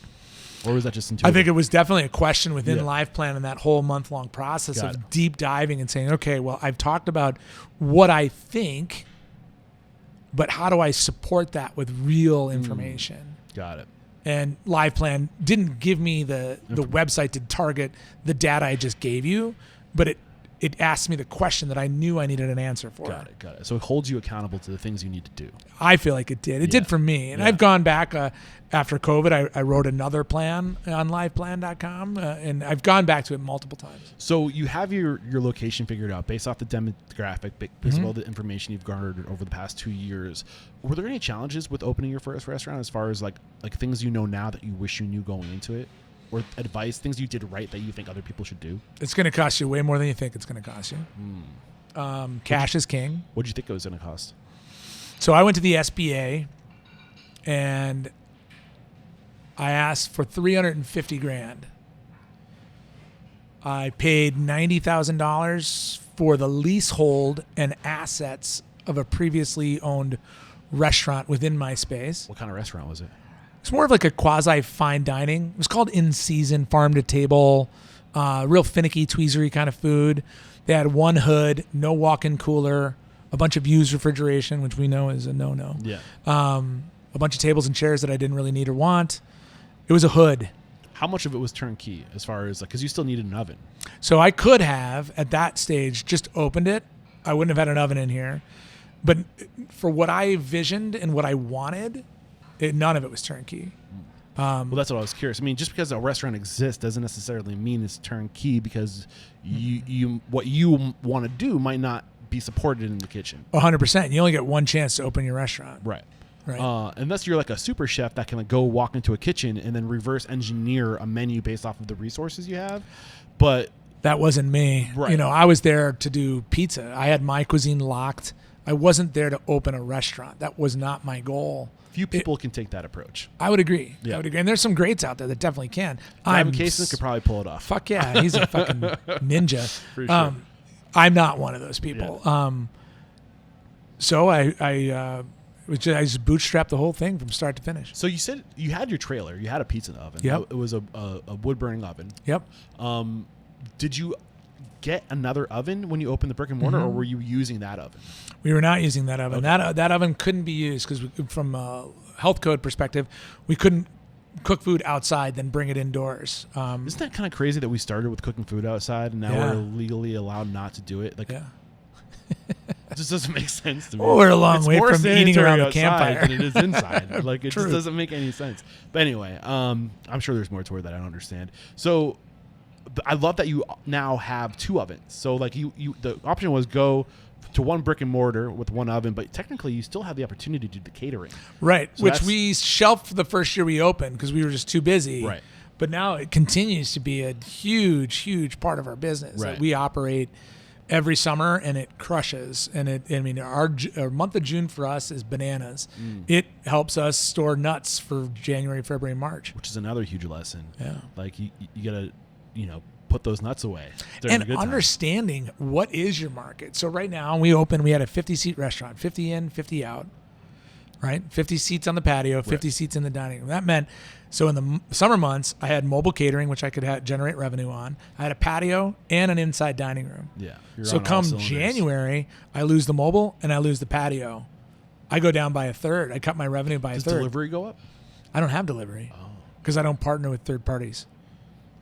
Interesting. So, and it doesn't really. So COVID taught us a lot about delivery. We can get there when you're ready. Yeah. We don't do delivery here. So we started on this path by saying you're going to need more money than you think. Yeah. You're going over the expenses you had. Any other ideas on like the things that you just that blindsided you? You're talking about the $350,000, $90,000 was the turnkey. The down on the lease, I think, is what it was a lease.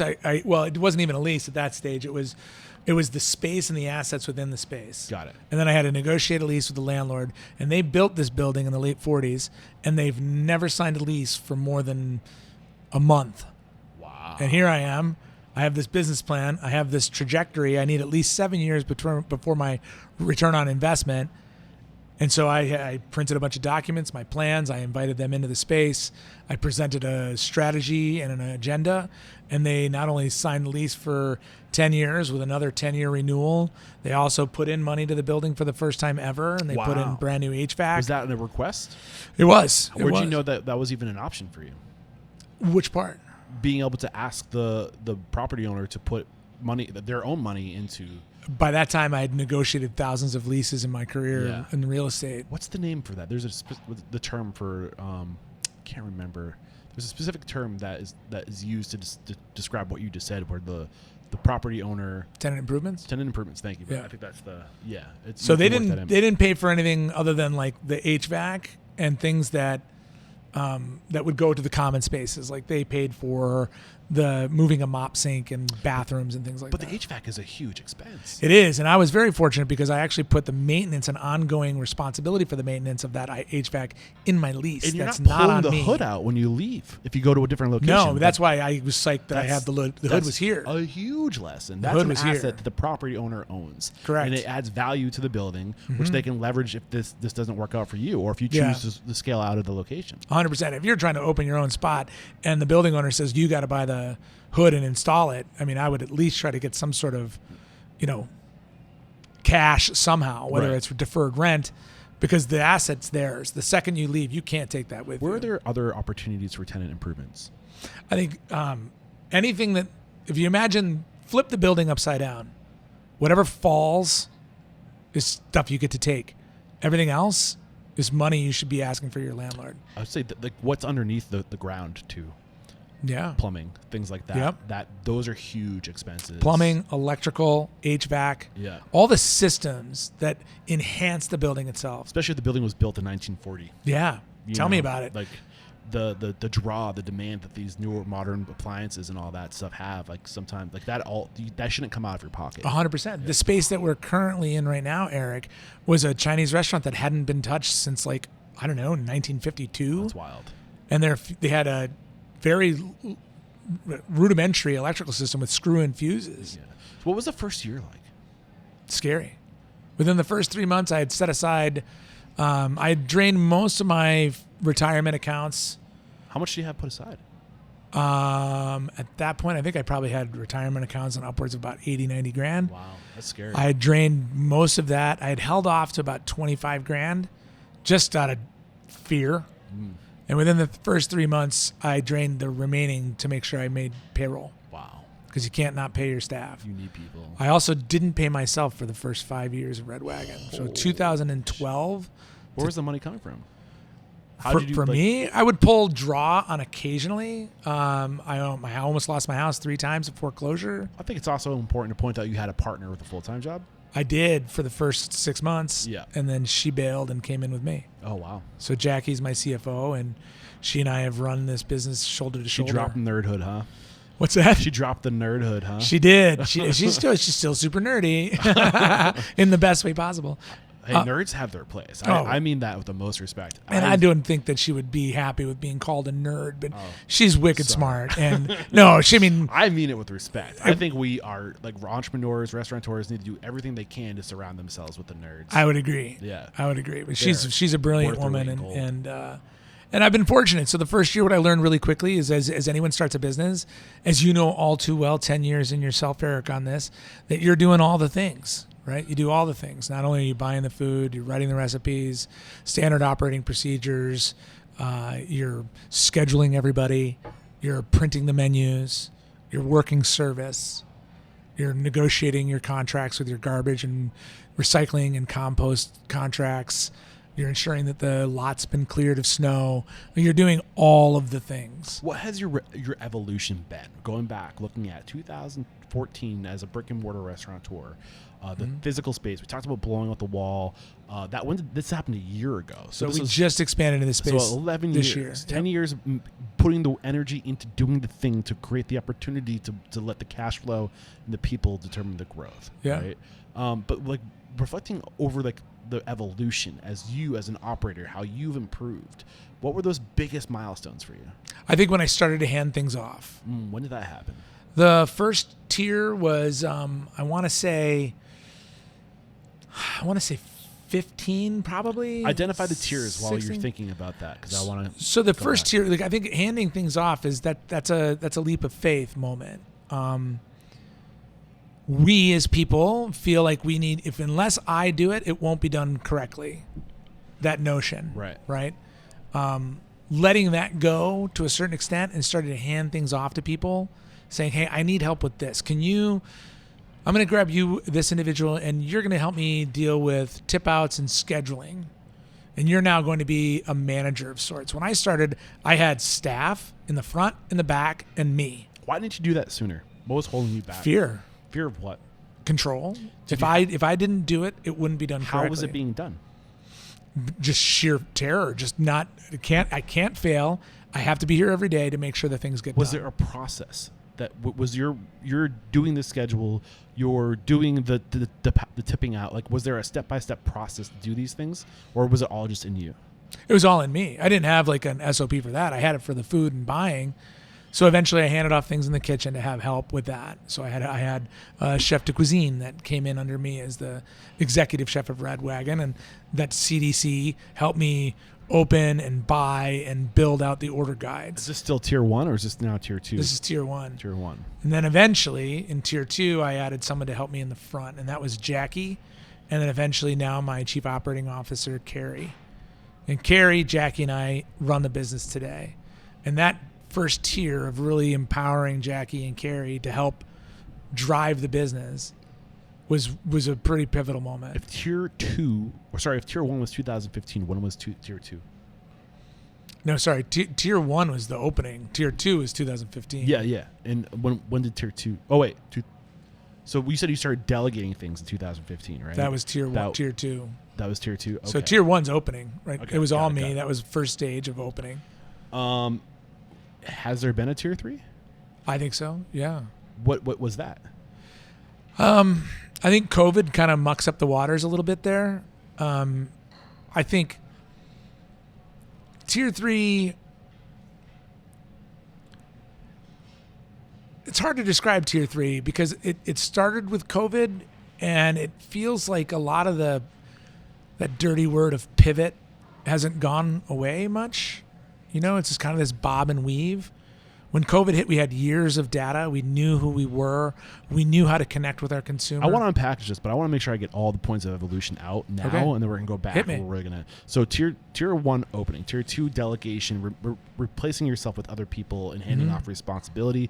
Tier 3 pivoting, meaning changing your business I would model. say if we're going to, I don't understand the tiers, I guess, but big change moments, is that what we're talking about? Yeah. Points of evolution. All right. Tier 1 open. Tier 2 is handing off delegating. Tier 3, I would argue, was TV, television. TV. Okay. Yep. So that was when you got featured. What Yep. year was that? That was in 16. Okay. And then that was a wild animal for a couple years. Okay. And we can get into that. And then tier 4, I would say, is COVID. Pivot. Yep. And I'd say right now where we are today is tier 5. Okay. Awesome. That's exactly what I needed.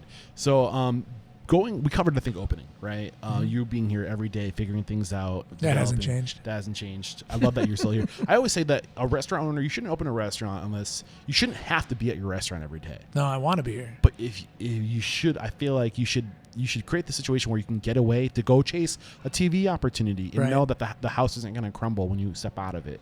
But you I don't know if that's true. I don't know. That's what keeps you awake at night when you're not here. Right. but that's in me though. My team knows how to do the things. Right. It's my own fear and insecurities that come out. Yeah, you want the business to survive without you. Mm-hmm. But you should want to be in your business, I think. 100%. And that's what I believe. But I realize there's different business models. I get that too. Anyway, what was the toughest part about letting go and delegating? And like, what advice do you have? What was your struggle, and how hindsight again being 2020, like, what would you have done differently if anything? Understanding this key point. I opened this business because I was in pursuit of a deeper, more meaningful connection with the people in my life. That was my driving force. That's why I wanted to be here. It's what was important to me. Toiling over that craft every day to make sure that the dough was right, to make sure the product was right. I'm finicky on how we grate cheese because I don't like anticoagulants, clumping agents in there. I want to make sure that the things are being done the way I want them to be done. The hardest part of tier 2 when I started to let go was trusting that others would get that too. How did you overcome that? Understanding how I'm wired more, understanding that it wasn't a defining moment of who I was as a person, that if it wasn't done right, it didn't mean that I failed. What does Danny Meyer say? Constant gentle pressure. Yeah. And knowing and understanding that it's never going to be exactly the way you want it to be. Exactly. But just accepting that and just constantly bringing it back to that center line. Exactly. 2 steps forward, 1 step back. Yeah. I mean, it's every day. So I think at that stage, it was an epiphany that I came into this for that deeper connection. And I thought I was achieving it through food and through experience. Tier 2 is when I realized I wasn't going to get there without the people, the right people in the right seats that drank the same Kool-Aid. What was the challenge with that? Understanding how to make the Kool-Aid. What is the Kool-Aid? Who we are, our culture. I mean, culture is just a fancy word for saying this is how we do shit. Yes. But how do we explain that? That's a little EOS drop, by the way. Yes. Yeah, it is. It's literally what is happening literally every day. Yeah. Reality is culture. Yeah. And it's funny because when you're the boss and the colors and the people you see and how they interact with you are going to be different than how they act when you're not around. And that was a surprising moment. I'm a real trusting person. And so figuring out that, oh, wow, like I get this kind of person when I'm here, but when I leave the room, apparently something else comes out. So really understanding, all right, well, who are we? Like I know this is our culture and this is how we do shit, but how do we give it a name? And so actually we did traction. My whole operation, Carrie and Jackie. VTO? What's that? Your VTO? Vision track? Isn't that the analogy that you I guess we didn't do it enough to know that off the cuff, but I did it enough. Your vision something, I can't remember the exact We did a vision statement. Yeah. We kind of let it go the moment we figured out our core values. Once I could figure out and name who are we and why are we here, that helped me figure out what people did we need to pull in to our little party. Yeah, I just looked it up, and it's VTO. I was right. Vision Traction Organizer is what it stands for. Exactly. Yeah, so it's exactly what you're talking about. Is what is your vision? What are your core values? What is our mission? It's all those things that are pretty much common knowledge when it comes to building a culture. Right, and it's just you just need to find words to it. Right, and so that's what we did. Up to 2015, I like to say behind every great restaurant's a great person, and you were the culture because you set the standards. You walked the walk, and people walked in your path behind you. But when you leave, where do we step? What do we do? Who are we? If I'm not there to be the man behind the restaurant or the woman behind the restaurant, how do I put my values, my energy, my culture into that restaurant in a written form so other people have instructions on or an idea or a vision, a picture of what the job done right looks like. Yeah, and what the expectation is. Yeah. I think that one of the downsides was me being here all the time. And finding my own voice and trying to explain what my expectations are. The restaurant we are today compared to the restaurant we were when we first opened in that farmer's market, we've had bad days, we've had good days. And there's been people with me here from the start that have seen the worst sides of me and the best sides of me. And I'm not proud of every decision I've made. But we are in a people business. You're human. And we are. I like to think that that's true. And I've made mistakes, and I've tried to learn from those mistakes. And I think understanding that Danny Meyer's comment from Setting the Table, I think, is so vital to anyone in this profession, is just constant gentle pressure. And sometimes when you're out of gas and your tank is low, that gentle pressure turns to anger, which is, I think, a very human part of us. It's Emotions? You mean we're emotional creatures? it turns out we are. And I think that anger specifically is a perceived injustice. That's what it is it's a normal reaction to a perceived injustice. And when you're putting everything on the line and you know that if this thing fails, that you're fucked. Mm-hmm. Like, you're fucked for a while, generationally Life savings, fucked. not taking a Everything's payroll. gone. So understanding, the best advice I have a lot of advice. No one's ever going to understand or give a fuck how much is on the line for you. They're certainly not going to for $12 to $26 an hour. That's not why they're here. It's not their fucking problem. Mm-hmm. And it's not their job to care. And there's beauty in that, right? So finding the team and finding the kind of people that you want with you to get there, and knowing that you cannot get there alone. You didn't get to the table alone, right. And you can't keep your seat at that fucking table unless you have help. Yes. Yeah. And so back to 2015, it sounds like what you were doing was you were replacing yourself, or you were distilling who you are and what this business was, your why, your vision, your values onto paper, so it could go on without you. If you wanted to go take other opportunities, that's safe to say. I'd say that was the goal, was to start building those systems, and that's why in 15 it was great, because 15 hit and I knew we needed to do those things. And was Traction your go-to source? Not at all. Okay. Traction, we had someone that was on our team that I needed to navigate. I couldn't figure out what was wrong. Like, something just didn't feel right. It didn't sit right. And I wanted to understand, who are we and who do we employ? Who do we attract and why? And if we have core values, what are they? And how do the people that work here stack up against those core values? Right, because you were saying we can't do it alone. Can't do it alone. So and you need good people. Right. What filter do you put those people through? Those core values. I hire, fire, and elevate to those core values. So it's a standard for you and the people you're trying to attract onto yourself. Exactly. And it's real core values. Like, the first one is give a shit, play well with others, humble confidence. I love that. You know, we've got to, in there. What are your core? Give a shit. Well, give a shit's pretty normal. I mean, you get what that means. Yeah. Play well with others is obviously a key one. I think one of the big ones for us was humble confidence. Like, just don't be that guy. Like, if you're confident in what you do, then great. But there's a big line between confidence and cocky. So I'm looking for humble confidence, not cocky arrogance. So that was a big one for us. I almost hear like humble confidence is be willing. If you see somebody else struggling with something, instead of telling them they're an idiot, like, what's that look like? Right. What does it look like? How do you help them train through it? Yeah. And that's the part that I've not always been the greatest at as a leader. So is that 3 core values? There's like 5, and quite frankly, I think I'm forgetting a few of them because we don't do it a lot. I mean, we do it at review periods, and those are those top 3 that we really lean on. I cut you off, and I think you were about to get into some gold. You said humble confidence. Yeah, humble confidence is a huge one for us. That is like, be willing to fail. We have this notion that it's not okay to fail, that failure means I'm a bad person. And I don't think that's what life's about. I think life's about pushing the envelope a little bit. What are you made of? What gets you there? If it's easy, you're not working hard enough. Exactly. So I'm trying to be better, and I think that the whole point of having core values, one, you're not creating core values for other people. They're your core values to keep you honest. Exactly. So you live the way that you expect your team to live. 100%. Because they're only going to follow in your path. So you need those values for you to keep you honest. Right. And 2, it's oh man, I had it and I lost it. But most importantly, it's to keep you honest, right? I like to share my core values.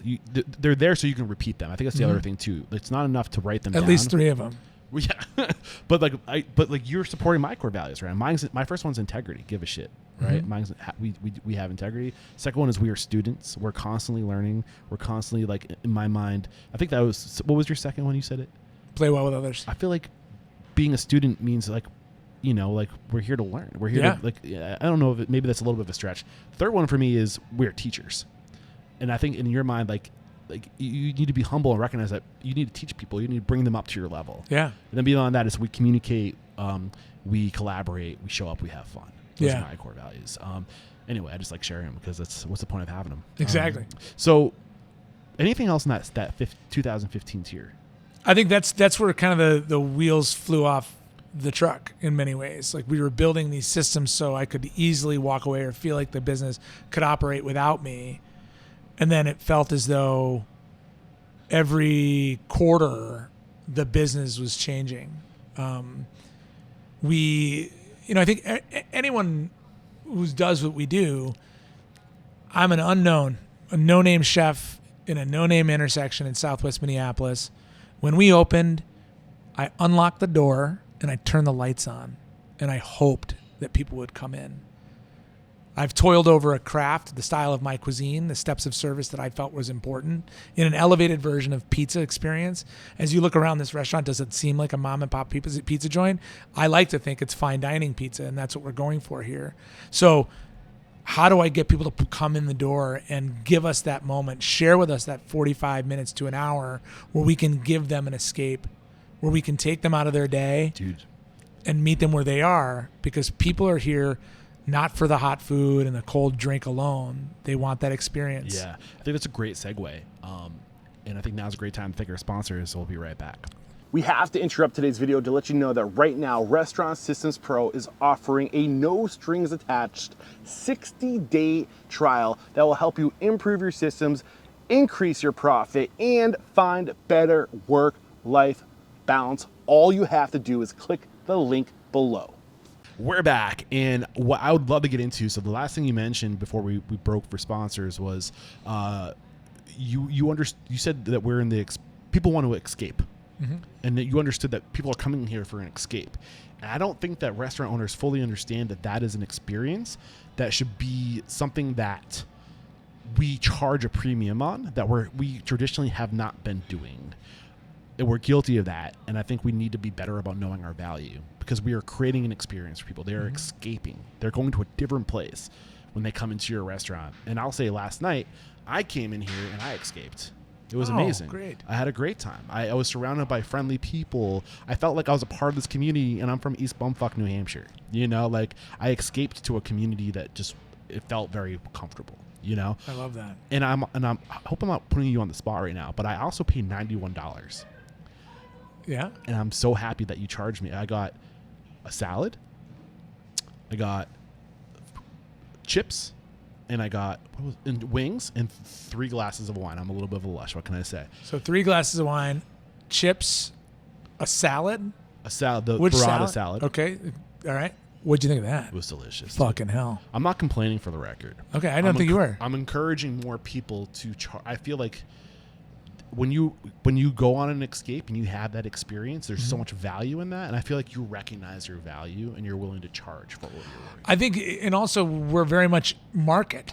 I mean, there's a lot of restaurants in this neighborhood, and none of them are empty on Friday night. And at the same time, you had a deep fried burrata salad filled with pesto. I get that. With a fermented Fresno pepper, red pepper vinaigrette. Like, that fucker had to have blown your mind. It was so good, dude. But I think you also recognize that you don't use cheap ingredients and you're from scratch. So that's labor and quality there. I'm saying, like, Did you not get a pizza? I had a feeling I was going to eat pizza today. Okay. And I can only eat so much pizza. So pizza, wings. No, I didn't have pizza. No, sorry. Salad, wings, chips. What wine? I just tell the server to always give me whatever. I think the Pinot Noir, a white and a red. I just told her, I was like, what's okay. I'm really proud of our wine list. It was, but I think the point is, I don't think you're overcharging. You know what I'm saying? I think that was that with tip 91 or pre-tip? I spent $135. All right, took care of Jenny. Nice work. Well, once you say you have a restaurant podcast, you can't Be a server. dick. I have a restaurant podcast. Here's 7.5% tip. Yeah. Please listen. Yeah. So anyway, I guess where I'm going with that is like, I think we can be better. And I'm about to interview Joe Pine, the author of The Experience Economy. So this is hitting hard with me right now. Yeah. But I wanted to tie this together with 2016 TV. So again, bringing the experience beyond the four walls of your restaurant. Yeah. And then knowing the experience that you're creating within the four walls of your restaurant and not being afraid to the value you bring in and to get the money you deserve. Do you want to get into that? Sure, I'd love to. So 2015-16 hits. Again, knowing that we open the doors, unlock it, turn the lights on, and hope that someone has the courage to pull the door, and we get them for 45 minutes to an hour, as I mentioned. One of the cool things that happened when we got the phone call to be part of the Diners, Drive-Ins, and Dives kind of journey, one, it wasn't a guarantee. It was that we were kind of in the running. There's an interesting story there. The young lady who answered the phone actually just yesterday celebrated 9 years with us. And when Emily answered the phone, the person on the line said, "Hi, this is Megan from the Food Network. Can I speak with Peter?" And Emily, of course, quickly locates me and gets me on the phone. And for some reason, this Megan from the Food Network kept calling the main number of the restaurant. So by about the 8th call, I now have like a 3-inch document from the Food Network that says things in words like they own the rights in every known and unknown language in the universe. So again, let's settle into that statement. If we happen to colonize Mars, create a new language, they'll still own it. And Megan proceeds to tell me, "Please don't let any of your staff know that you're talking to us." And I just said, "I can't get that rabbit back in the hat. I'm sorry. Like, you called a very small restaurant with 15 employees and said you're with the Food Network. Like, it's quite a buzz in this building right now." I didn't answer the phone. Yeah, I can't unfuck that. Sorry, Megan. So anyway, so we get in this long conversation with the Food Network and Diners, Drive-Ins, and Dives, and eventually they book a time. It was Mother's Day. They came out and filmed in 16, and then it proceeded to air in September of 16. And, when Triple D first came out, there was this notion that like the next day there's a line out the door. And I'm sure that's maybe the case in some parts of the country. There's been a lot of Diners, Drive-Ins, and Dives locations here in the Twin Cities because the production team, the show itself is from here. So it's a little bit of a hotbed of spots. Yeah.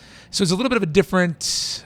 I would also say 2016 was later in the life of DDD, right? It was. Yeah, it was about 10 years old at that stage. I think earlier on, when you were on, like when it first came out, the first few seasons, it was like dropping a hammer because the internet wasn't what it was today too. So I feel like the other thing is the internet has brought, there's more competition for attention today. The show is still popular, but back when cable was still like where the majority of people were getting their entertainment, when that came out, like the floods would come to the masses. Yeah, and it definitely did that. It just didn't do it like the next day.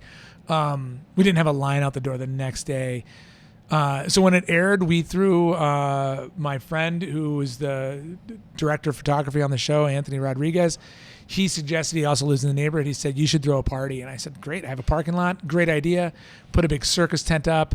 We had a 15-foot screen. We did an airing party. It was a blast. We had so much fun. And the next day, it was kind of just bananas, but slowly. Every time the show would re-air, it was another level up, another step. And it was kind of this new normal. And we were constantly trying to find what the new normal would look like. And we just leaned into the experience. We didn't just have the experience and set it down.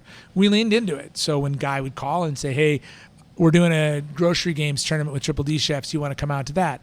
I'd say, "Heck yeah, let's do that." It was still on that yes train. And it was exciting, and it continues to be exciting. We've continued to do stuff with Guy and the Food Network, and we're lucky to be part of that community and that fraternity of other chefs. I've met some of my closest friends, Bobby Marcotte. The reason you're here, you're here for so many reasons, but he connected me to you. 100%. And Bobby he's a mensch. She's one of the greatest people on the planet. There's very few people that I'm closer with than Bobby. I'm lucky to have him in my corner. Just to, I would agree. To be We on all his are. radar. He's a great dude. For Yeah, sure. he makes the world a lot better. That's for sure. Yeah. The glory of the Triple D moment, though, was that no longer was I in a position where if I get someone to pull the door, I introduce myself and present my language of hospitality. I don't have to necessarily introduce myself to the unknown coming in. The beauty of what Guy does is he starts that conversation with our consumer before they pull the door. And our job is to now meet them there and exceed those expectations. And that's been just a blast to do through the years. So you said it took you 5 years to be able to pay yourself. Oh yeah. Was this the tipping point where this drew the volume, the revenue to your business where you could start to take a paycheck? What changed? 15 was the tipping point. 15 to 16 was the tipping point. I think a big part of it was just the trouble of just staying ahead and like going into foreclosure or getting the foreclosure notices was just a little overwhelming and hard. And we didn't even talk about that yet. Yeah, I mean when you don't pay yourself, shit, the mortgage people come. So you're come talking about back your on. house. Yeah, I'm talking about my home. Yeah. So what changed? What was the biggest thing that changed where you were able to take a payment? We were no longer in the second year where it was like this terror of like, will we make payroll? We had figured out how to cash flow better. We figured out how to be smarter with equipment. So 2015, you're promoting all these people. You have a director of operations. You're having all these people, different layers. So you might be making more money, but now you're giving that to other people. Right. I mean, your labor expenses. My labor was always going up. I mean, labor is the highest number of anything. Labor is very high. You said equipment? So when I first opened, I mean, I couldn't afford much. So I bought the entry level coolers. I bought entry level everything because I was like, hey, if we can get past the first fucking year, we'll deal with whatever we have on the other side. Well, it turns out I replaced every single piece of equipment except my mixer within 12 to 15 months. Any bit of black was going into operational expense. Cost of goods. 100%. Like you're building out your infrastructure. To this day, it goes into equipment. Yeah. To this day, it's always reinvested. You said cash flow was different. You started getting better with cash flow. What specifically did you start doing different with the cash flow? Not running it right to the fucking empty line, right? Just being smarter about it, socking money away, buying better, understanding my P&L a little better. What do you mean stocking money away? So like we would get hit hard in June and July with catering, and we would just suck money away. Yeah. And just make sure that we were there and solvent in January and February because we would lose. 2/3 of our business would go away. Yeah. I mean, just to put it in perspective, that goes from a $95,000 week to a $30,000 week. Yeah. Have you ever heard of Profit First? No. It's a cash flow management process. Okay. That because you said cash flow and it triggered that thought for sure. me. So I use it here at Restaurant Stoppable. And it's this idea that you have basically it's the envelope system. So what your grandma did to pay the bills. Mm-hmm. You put cash aside for the different expenses you have. Yeah. So there's 5 checking accounts. Treat them as envelopes. Income's where all the cash comes in. Profit is where you put 10% to make sure you're paying yourself, because that's really at the end of the day you got to take your profit. Owners pay, operational expense, tax. So it's like basically, and then you fill those envelopes and you make sure your cash is there. Anything extra would go back to operational expense, and that determines your growth. Absolutely, I love it. That's brilliant. Yeah, it is Mike McAllowitz, Profit First. It's a great book. I digress. So anything we haven't talked about right now in terms of, we haven't talked about the pivot. I think that's the big. What was the pivot? 2020. So. Or did you want to unpackage more 2016? I don't think we necessarily do. I mean, I think so 2016 hits. This is when I meet Bobby. We do grocery games. We did a couple of those tournaments, and that kept kind of leveling us up. The Super Bowl came here in 2018. We just kept kind of ratcheting up everything at that point. We became a little bit more well-known in the community, and it was just kind of the ratchet period. Was from 15 and then all the way up to about 20. And in 20, I had a lot of personal stuff that I went through in 19. And I was diagnosed with a disease that I had my whole life called ankylosing spondylitis. It fuses my joints without wanting to. That sucks. So my SI joints are fused solid. My lower lumbar is fused solid. A lot of mobility issues. They told me I'd be in a wheelchair in 8 years. It was a really hard time in my life. I tried to solve it with an autoimmune protocol where I stopped eating gluten, dairy, nuts, legumes, nightshades, caffeine, sugar, alcohol. Which is tough when you own a restaurant that serves pizza and beer. and beer. Yeah, tell me about it. So I did that for 2 years. Oh man. And then in 19, that's when things kind of hit ahead.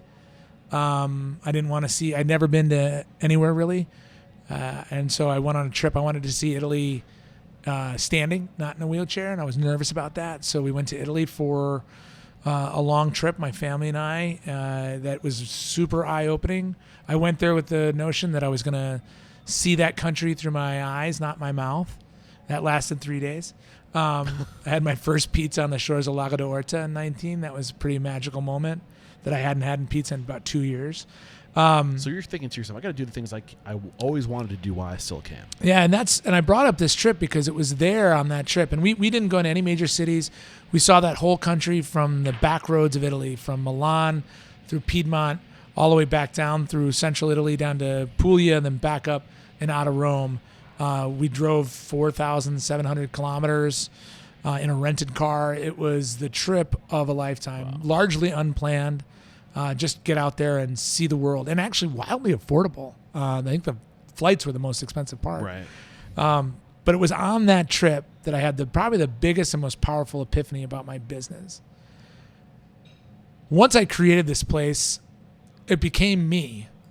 I am this business. I am Red Wagon Pizza. You are Restaurant Unstoppable. And it was on that trip that I realized, well, what happens if Red Wagon doesn't exist anymore? What if I can't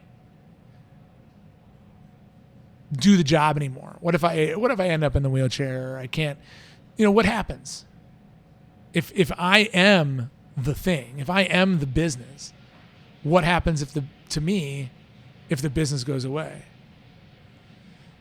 So that was always the fear, right? Don't lose the business. This Drive is the 2019. business. This is 2019. 4 years ago. June in 19. Almost 5. And that's when I realized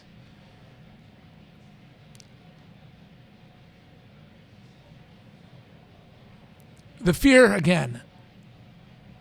What happens if there isn't a Red Wagon? On that trip, I realized maybe Red Wagon isn't the point. And that's when I realized Red Wagon was the vessel. I pursued a deeper, more meaningful connection with people. And I found that through my food. And it put me in front of more people where I connected with more people. And I had the opportunity to learn from more people and help those people achieve what they want in life. It was an eye-opening moment. I'm not putting great words to it, and I apologize, Eric. But no, you are. It was a really powerful... You're putting such great words to it, and I'm just letting you go. It just... The Red Wagon was never the point, was my moment. The point was more... I wanted more of me in the world somehow, and I wanted to connect with more people somehow, and Red Wagon was that vessel. Yeah. What I'm hearing, and what's boiling up inside me as I hear you talk is Simon Sinek's, one of his latest books, The Infinite Game. Are you familiar with that I'm book? not. It's a great, awesome Audible book. You can listen to it. But what he's talking about in that book is exactly what you're addressing right now, is that we need to be, there's the definitive game, which is like you're trying to be the best. You're trying to win. But the infinite game has no winner.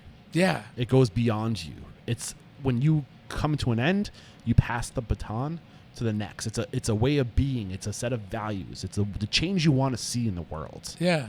And that can live beyond you, and that lives beyond you in the next generation.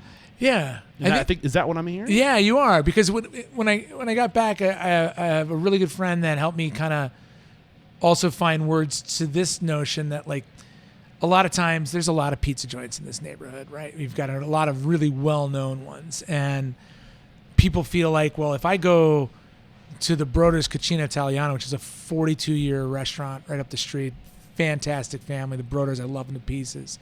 Charlie Broder's easily one of my closest friends. But if you go to Broder's, Red Wagon loses that night. Or if they come to me, Broder's loses.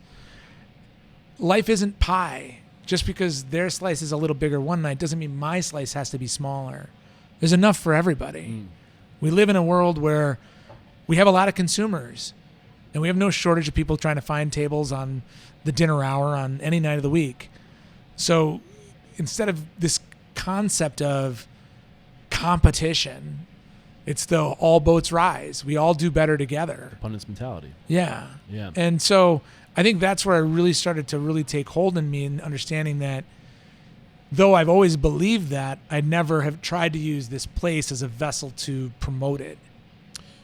And I think you live it. And I know I'm privy to some information because of our previous conversation before we hit record. You have another restaurant owner as your CDC. Yes, he's actually in a sense. So he's executive sous, and he has a business that he's incubating here, and he's doing pop-ups once a month. Pop-ups? Pizza pop-ups. Wait, so you mean to tell me that you're letting some other pizza guy take your business? Farina Rosa, you should check them out. Food's dynamite. Their pop-ups on the 11th. There's another one in January. I think they're sold out for this month. And JM is hugely talented. He's an incredible guy. And what's JM's at? Is that what he goes by? Yeah. Okay. So JM, wasn't sure if that was a nickname or not. I want to make sure. No, John Michael Lynch is his full name. So you're literally walking the walk. You're realizing that you are not defined. This was a vessel for you to take something greater, an infinite game. And if I'm reading between the lines, it sounds like the infinite game is you passing on your life experiences, wisdom, what you've known to be true onto the next. And it's bringing other people up. I think that's a big part of it. I think there's also the idea that, if you want to attract the right people to your business, why are they there? It can't be just money. It can't be just to serve your dream. Right. So if we could ever figure out an equation where if it's good for you and it's good for me, we can do a thing, then we should fucking do that. Yeah. And the first one that started doing that with me is a young man named Alex Dayton. Alex Dayton was my CDC back in 2015 when we first hit the TV. And he and I have been very close through the years. Wildly talented guy. I mean, this guy, his pasta programs have helped define this city in so many ways at a number of different restaurants. And he started a business over COVID called Element Pasta that he sells into co-ops. And it's hand-rolled, filled pastas made with heritage grain. It's dynamite food. It's incredible. And I've hired him to buy some of his pasta for wholesale, because instead of paying a pasta-specific staff member to roll pastas every day, instead of having that labor take on, I can just buy it from Alex. It's like the idea of, where do you get your bread? From the guy who makes the bread in town, right? So Alex, his business is slowly gaining headway, and it's growing. So until it's at a point where it can fully sustain his family, he needs side hustle business. So he's my executive chef now. Your why is to create opportunity for other people. Exactly. I love that. Not just for me. Yes. And I think that when you take that approach, when you make it about everyone else but you, what ends up happening, a byproduct of that, is you get taken care of too. Ideally, but I don't want to ever think that I'm doing this just for other people. Like this, there's a selfishness to this. I feel really good about myself doing things like that. That's the invisible hand, man. That's the invisible hand. I think Adam Smith talks about that in the hell is the name of that book? Man, you're fucking super well read, dude. Like, I was not prepared for all your quotes. Well listened. A great listener. Adam Smith, he's the 17th century economist that kind of coined this idea that if you open a business, you have a moral obligation to add value to everybody it touches. He's enlightened hospitality. Hell yeah. The principles he shared in that book in the 17th century was exactly what Danny Myers preaches today. Wow. It's about lifting up everybody around you. And it was like that for the majority of the time. This was the accepted school of thought until Milton Friedman in 1970 was like, no, it's about being profitable. And everybody, for some reason, was like, that's what we have to do. Because it became a finite game. It became a definite game to be the best. And I'm quoting Simon Sinek right now in the book The Infinite Game, and it's a recent read, so it's fresh in my mind. Not that impressive. But yeah, I mean, it's about lifting up everyone else, and what ends up happening is all ships rise. If you lift up the other ships, other ships. They in turn lift you up, and it's a never-ending cycle. And that's what we're here to do, to inspire, empower, and transform the industry. Hell yeah. Making an example. So you asked me during the break, is this good? Am I offering good stuff? I'm like, yeah, man. You're serving the mission right now. I love it. This is awesome. Is there anything we haven't discussed that you want to get out? No, I don't think so. This has been a lot of fun. There's one more thing I wanted to bring to the service before I start wrapping up my standard questions at the end. I saw that you're using Talk, and I think, and I wanted to bring Talk to the surface because, again, back to this idea of the experience economy. It's a platform it's a POS that is designed to recognize that we are in the experience economy. It's a reservations platform. Thank you for correcting me. Reservations platform designed to. So what was it about Talk? Why Talk? TOCK. We use Talk. So COVID hits, all the shit hits the fan. When we go back to reopen after our long closure, we knew that people wanted to know they would have a table, and we also wanted to know how many people would be coming in. So we had never yet done reservations prior to COVID. And so at that point, it was just kind of what the most popular one seemed to make sense. My friend Gavin was using it at Soigné and all his restaurants, and a lot of other peers in town were also using it, and so it just seemed like the right avenue to go down. Yeah, I had Nick Kokonis on the show. So Nick Kokonis, business partners with Grant Achatz. Those are two names I know I'm always butchering whenever I say them. No, you said Grant's right. Did I? Good. I'm always afraid. I might have screwed up Nick Kokonis. Sorry, Nick, if you're listening to this. But he was a dividends. Like the dividends trade broker or something like that, and he sees the world through the world of math and numbers. And I think he recognized, he's like, why, like, an experience on a Friday night isn't the same value as an experience on a Tuesday night, because that experience is in higher demand on a Friday night, right? And the rate at which you charge should be higher because the supply and demand. Each one of our seats in a restaurant is real estate. If that real estate is in higher demand, it's worth more. So he developed this platform to have a sliding scale, so you can recognize your value on different days of the week. And I mean, how are you using it? Is it just more for selling your events?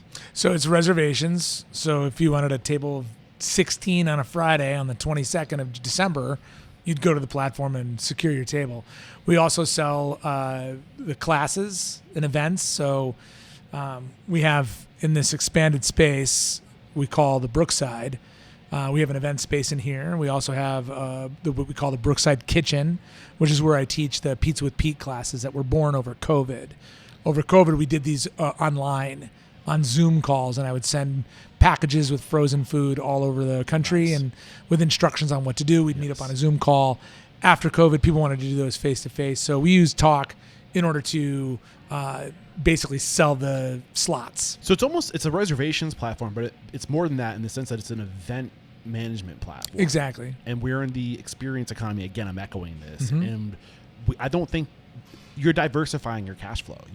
So now you have your restaurant, right, where people can come in and dine and make a reservation for a table. Yep. Then you have your special events, which is coming in where there's a special unique event where you get to cook with Chef Pete. Yep.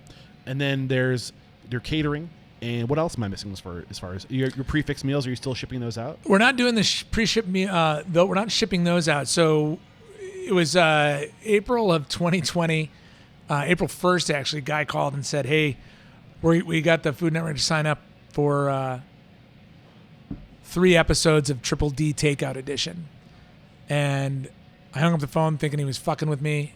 And the next morning I looked at my wife and I said, the best thing about Guy and that effect is that people pull the door. And I had just taken the door handle off the door because we weren't letting anyone into the restaurant at all. And it was the beginning of COVID. Yeah. I had an out-of-date website. I sold gift cards only on it. And I said to myself, Jackie, we're going to film this. My wife filmed it on her phone, and it went in the box and on air by May 1st. Wow. It's a short time lapse to edit and to air. At that time, everyone's joking about how they finished Hulu. They've gotten to the end of the internet. And I knew everyone was drunk at home on a Friday night waiting for new content. And the biggest guy on the Food Network is about to put up 3 new shows. I said, Jackie, we got to figure out how to freeze and ship our pizzas across the country without losing our shirt. And I did it with the help of a lot of other people. Friends helped me with vacuum sealing machines, blast freezers. Did I see her in Gold Belly? So at first we were not on Goldbelly. I didn't get any calls back from Goldbelly at first because I think everybody was trying to get on Goldbelly. Yeah. But I knew May 1 would come, and I needed to be able to ship that food. And so I was sending Bobby packages from here. And the first one I sent was Bobby Marcotte. The first Tuckaway one, Tavern, New Hampshire. Hop and Grind, Yeah. Rise and Grind. Yeah. So the first one I sent out was $175 for the box. Next day aired on dry ice. Package was 15 inches by 15 inches, 6 inches thick, 13 pounds. Wow. And it was $175. So I got on the phone for about 4 days with UPS and negotiated some sort of contract because they wanted to see my shipping power over a 6-month period. I said, well, wait a second. I need this to hit now. I can't, in 6 months, it won't fucking matter. Once the guy dust will have blown off of me by then. I need this to work come May 1. The guy dust? Is that the inner I don't know. That's language? what I call it. He's amazing. But I knew like that it was gonna fade away, right? It was gonna be hot as fuck May 1. And so I toiled over it every day. We figured it out. My team and I, we figured out how to get it done. I negotiated that contract, that same box, the day before May 1 hits.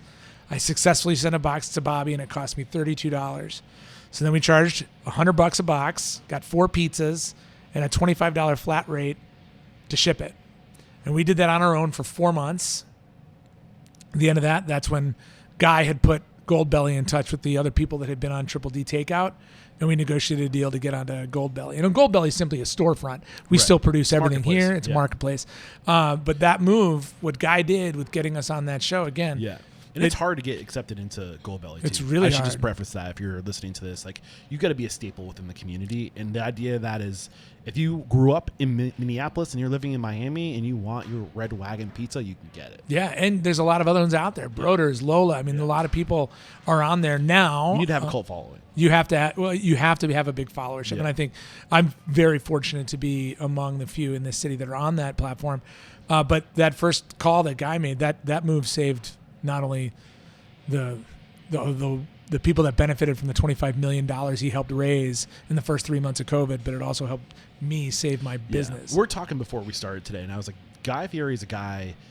I didn't mean to do that, but I like the way it works. Guy Fieri is a guy that I think that the industry, like going back like 8-7 years ago, kind of got a bad rep for being kind of phony, not a real chef.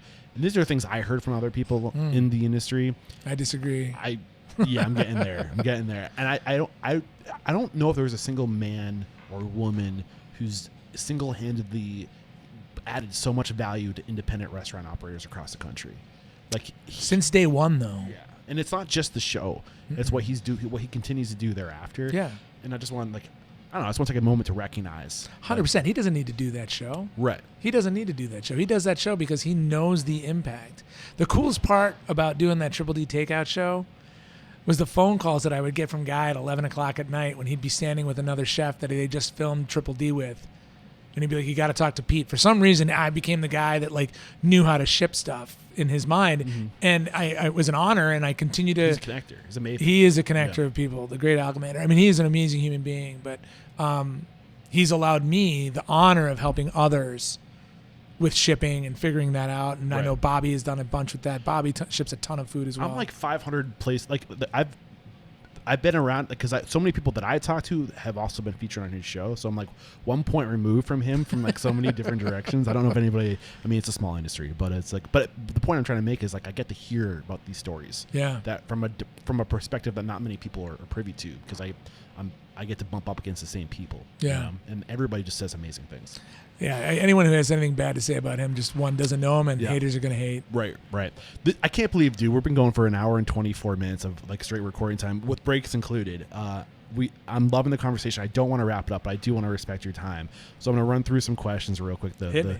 So, what is one thing about your business, values, process, systems that's uncommon that makes you truly unstoppable?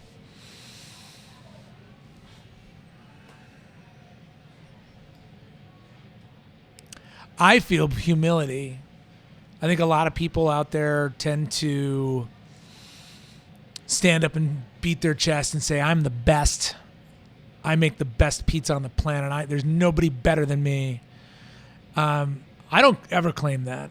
I do claim that I know how to make the best pizza I know how to make. And I hope tomorrow I'll make it even better. I love that. I love that. Where are we headed in the future of the industry? Like, where's the industry going, or how can we be proactive to kind of steer and be more proactive and less reactive to the industry? I think you nailed it with the experience stuff we've been talking about this last hour and 25 minutes. I think Will Guidara's book, Unreasonable Hospitality, talks about it a lot. We are no longer in the service industry. We are in the hospitality industry. Experience economy. Exactly. Yeah. It's no longer about service of efficiently getting the food you ordered in a timely manner to the table. It's how do we make you feel while we do that? Mm-hmm. Yeah. Because how you feel matters more than pretty much anything in this business. And what are you doing to evolve to be a part of that economy going into the future? Listening. For what? For what everyone's talking about. Not the guests that are out there judging and commenting or Yelp reviews. I'm listening to my consumer. What do they want? What are they hungry for? What are they interested in?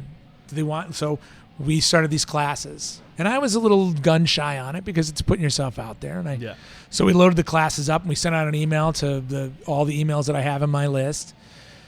And the first class sold out in like 3 minutes. And I was like, oh my God, is that true? So we put another one out there and it sold out again, 3.5 minutes. So then we put out a series of classes for December, which again, it didn't sell out as fast. So it made me super gun shy because I had this curriculum planned for January to do cheese making classes. Let's learn how to make burrata. Let's learn how to make ricotta. Let's learn how to make filled pastas. Do all of these fun experiential things. Because for me, it's a hustle. When it gets slow in the winter in this state, you got to learn how to like really bring something more to the table just than a hot cheese pizza. And doing that on a Tuesday night when I'm looking at 60% labor if it's slow, padding that bottom line with an experience that someone's paying for in a ticketed manner helps everything. Yeah.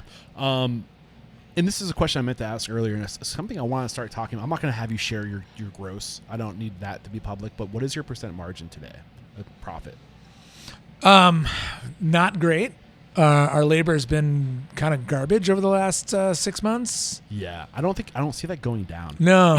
I mean, if we can eke out within 3% profit, I'd be psyched for the year. Really? Yeah, which is embarrassing to say. I think it's also a reality of the industry right now, which is why we have to recognize our value. And also, I think this all hinges on the consumer and educating the consumer about where are they choosing to put their money. Even at $91 for 3 glasses of wine, a salad, some chips, and some wings, you're doing 9%, which shows, 3%, which shows your dedication to pay it forward to the people that you need to execute this. Yeah, 100%. I mean, that's the point, right? Yeah. I mean, I didn't get into this to just make money. If consumers still want neighborhood restaurants, they need to give their money to their neighborhood. I would agree. And the reality is, too, if you're going to a restaurant that sells burgers, don't compare it to a big box. Don't compare it to a local chain. Right. Pizza specific is always tough, right? Because you can go to Domino's and then $5 pizzas, whatever promo they have. So when someone comes in and they see a pizza for $27, it's 14 inches, they're like, well, geez, that's a lot. Yeah. Well, it's all right. Well, let's talk about why is it a lot? Our flour goes from wheat berry into a dough ball in 3 days from a stone mill. The cheese here is grated by hand. My sopressata is made for me by the food building. No one else buys it. No one else can buy it. It is all made and toiled over by us. What an amazing experience that must be to be able to experience this level that you go to, right? I fucking love it, man. Experience. It's my favorite. I mean, but all that is the story that goes into what you're paying for. Yeah, I would agree. And I think we could be much better at recognizing our value because we are saving people time and we're creating experiences. Yeah, and be curious. If you're upset at the rate of something, look into it. Be curious as to why. Right. I don't run out the gates and say farm to table. We all saw Portlandia, right? With the name of the bird. They wanted to go see where the bird lived. And we don't need to spoon feed people what we create anymore. I don't like doing that. I'm saying the farm to table, craft made, blah, blah, blah. The reality is I'm charging $27 for a pizza. If you're curious why it's so expensive, ask the question. Right. I'm not going to spoon feed it to you. Yeah. I don't want to. I feel you're intelligent enough to understand what we're doing, and you can fucking taste it. I hope. I hear what you're saying, and I worry that a lot of consumers aren't intelligent enough because they just don't know. I think they take it for granted. I think we've also kind of fucked up the consumer over the past 70 years, making them think that things are worth, but what they were paying for was a broken food system. Yeah. And I think we're slowly starting to realize it. I think we need to give our consumer a little bit more credit, honestly. I do believe that if you know your consumer, like for example, if I picked up this restaurant and I put it at 40 miles in any direction, my consumer's very different. Yeah. 5 miles in any direction, my consumer's different. I know my neighborhood. This neighborhood kept us alive through COVID. Mm-hmm. We didn't let go of our managers. We kept everybody, all the high-paying people. They kept us. We kept them on salary, kept them in place, and we were held alive here by our neighborhood. Is this a neighborhood that is privileged? I would say so. I mean, for many ways. I mean, it's interesting because you've got $3.5 million homes north of us, and then you have low-income housing 60 feet that way. I think in a city. We're in a city. Yeah, I think there's a lot of. My worry is that across the nation there are what you see here isn't the regular across the nation, the countries, and I don't know. Like, I don't know. I also don't think that we're that unique. I think this neighborhood exists in every city. I want to believe that.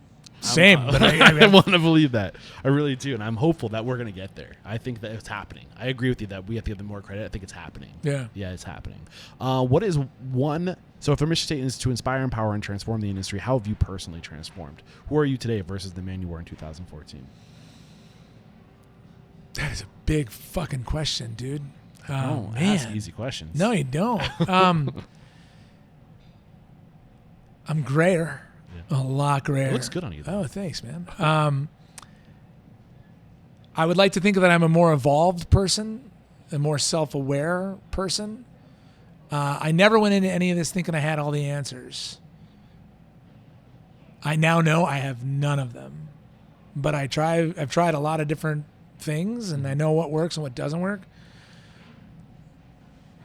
I don't know. I don't know how to answer that question. I think you did, man. Okay. Yeah. You thought that last question was hard? Wait for this next one. Fucker. If you got the news, you'd be leaving this world tomorrow.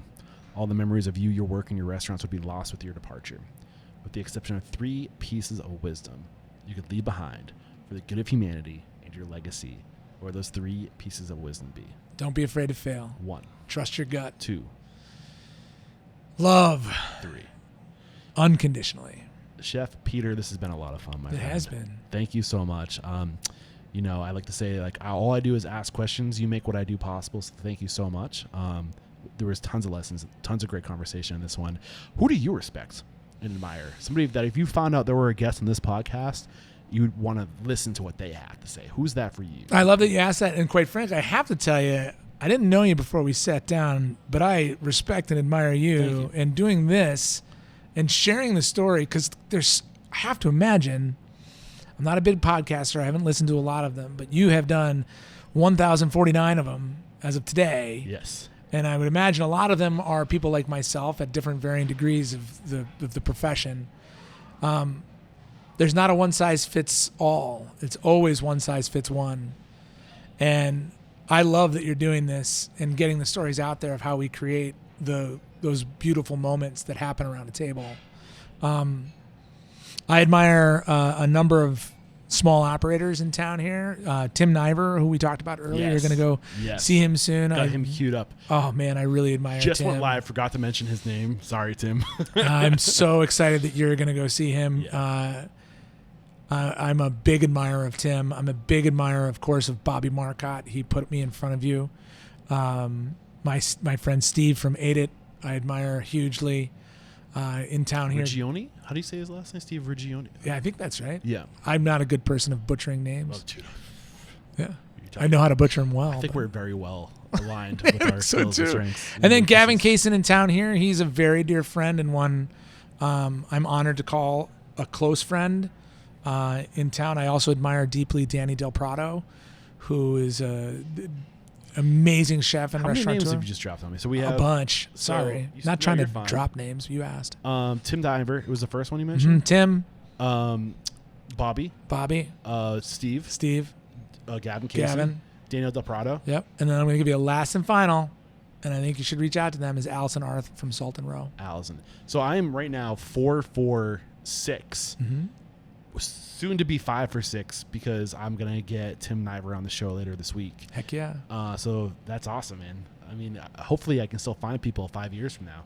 I think if you had more time, I could give you a longer list. know, There's man. a lot of amazing people in town that are doing incredible things. Yeah. This city is just amazing with the food scene. It's an honor to be part of it. I love that we've had this chance to share our version of hospitality and cuisine in that story.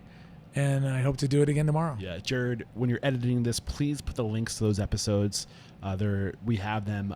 So if you're listening to this and you want to check out those episodes of the folks that Peter called out, we'll have those in the show notes. This is episode 1049. Head over to restaurantunstoppable.com/1049. We'll have those links plus any links to tools or services recommended on the show today and how to connect with Peter, which reminds me, how do we connect with you? If we maybe want to come join your team or have questions, follow up. I would say Instagram is a really good method to get direct messages to us. Of course, our website, walk in the front door, call the restaurant. Do you know the website and the handles? I sure do. So it's all at Red Wagon Pizza Company, whether it's Instagram or Facebook. And then it's www.redwagon-mpls.com. And then my handle is at Chef Peter Campbell on Instagram, and that's an unfiltered little world that I share silliness on.